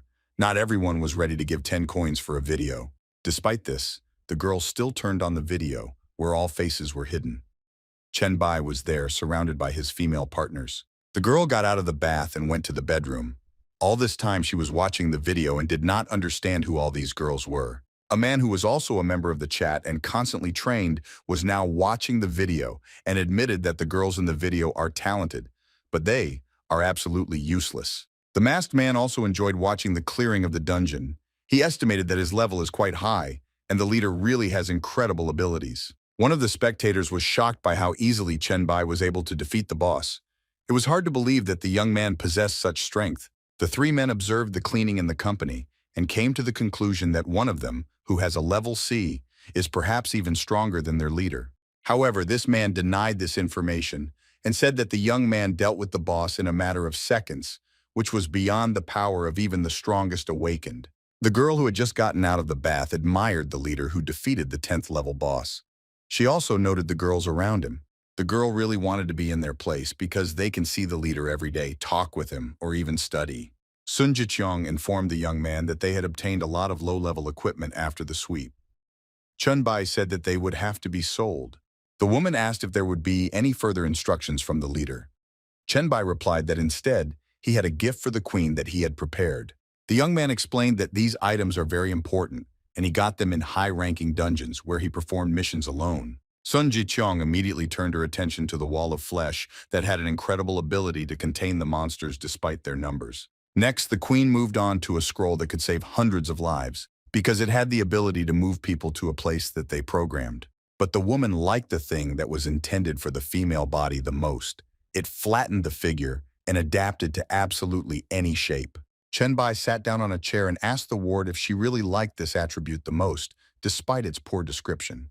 Sun Jiqiang sat down on the table and said that the master of these things is the young man, so she likes absolutely everything that he likes. Chunbai said that he was not very familiar with women's things and asked if a woman could surprise him. Sun Jiqiang replied that unfortunately, it won't be her. Queen Jiangchun said that she wanted her daughter's official meeting with her father, so she asked to wait a while Song Ge prepared for the meeting. Chunbai agreed to wait and moved to the bedroom in the meantime. The sun has already slowly fallen below the horizon, having stopped heating the surface of the earth. Sun Ge donned a Catwoman costume and spent a wild evening with the young man. She had been looking forward to this moment since the beginning of the apocalypse. The girl just fell asleep in the boy's arms. Chunbai carried her to the bed and tried not to wake the sleeping beauty on the way.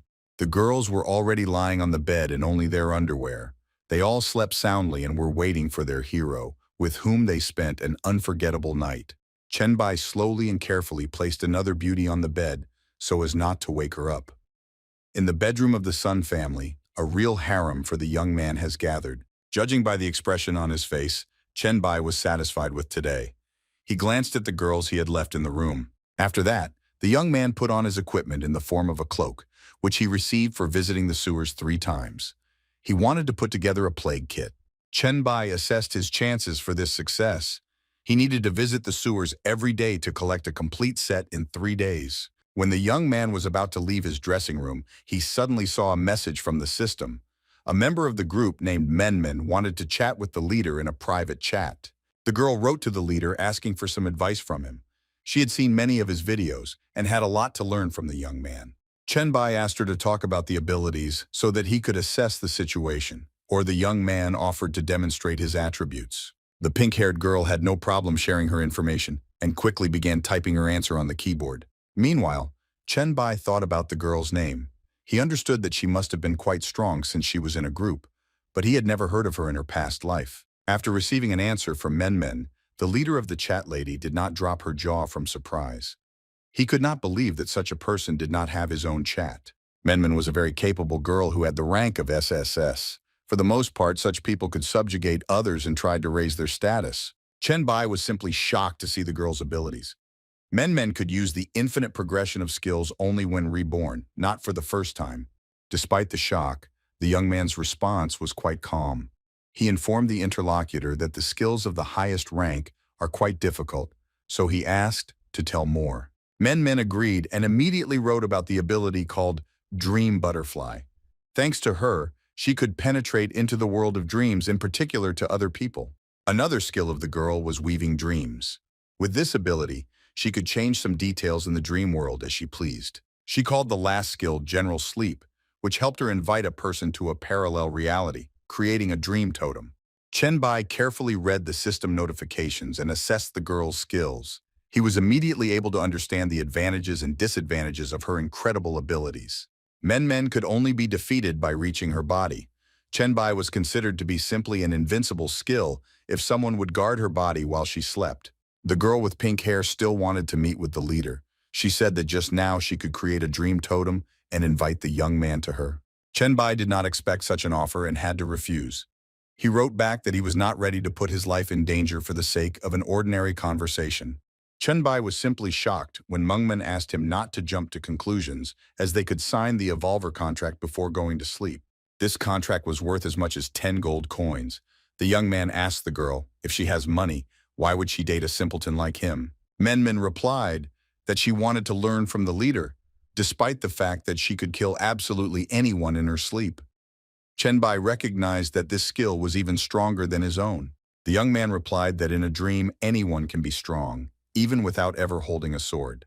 The girl replied that she had a feeling she might die soon if she didn't improve her skills. Chenbai understood what the girl was getting at. Her ability was in no way connected to the host body, so it was both the biggest advantage and the biggest drawback of the technique. In the end, Chenbai decided to agree to sign the contract, as he did not want such a talent to go to anyone in this world other than him. Menmen was very happy with such an answer, and immediately sent a message to the young man about the contract, which is valid for 24 hours. Chenbai accepted him. The young man was forced to stay at the Sun family's house to meet the girl in his dream, but his master bedroom was now occupied. That is why Chenbai moved to the second bedroom and lay down to rest for 3 minutes. This was a necessary factor in order to enter the dream of Menmen. Exactly 3 minutes later, the girl sent the leader a photo message which depicted a dream totem. Where will they go together? Chenbai had already begun to think about how to improve Mengmen's skill so that it could influence the immediate reality through a dream. The young man understood that in this case, she would become simply invincible. After a few seconds, Chenbai closed his eyes and fell into a deep sleep. Literally a second later, he found himself in a dream and saw a girl with pink hair in front of him, who met him in her room. Menmen felt a little embarrassed in front of the leader and held a child's toy in her hands. She introduced herself and said that she was the one who signed the Evolver contract.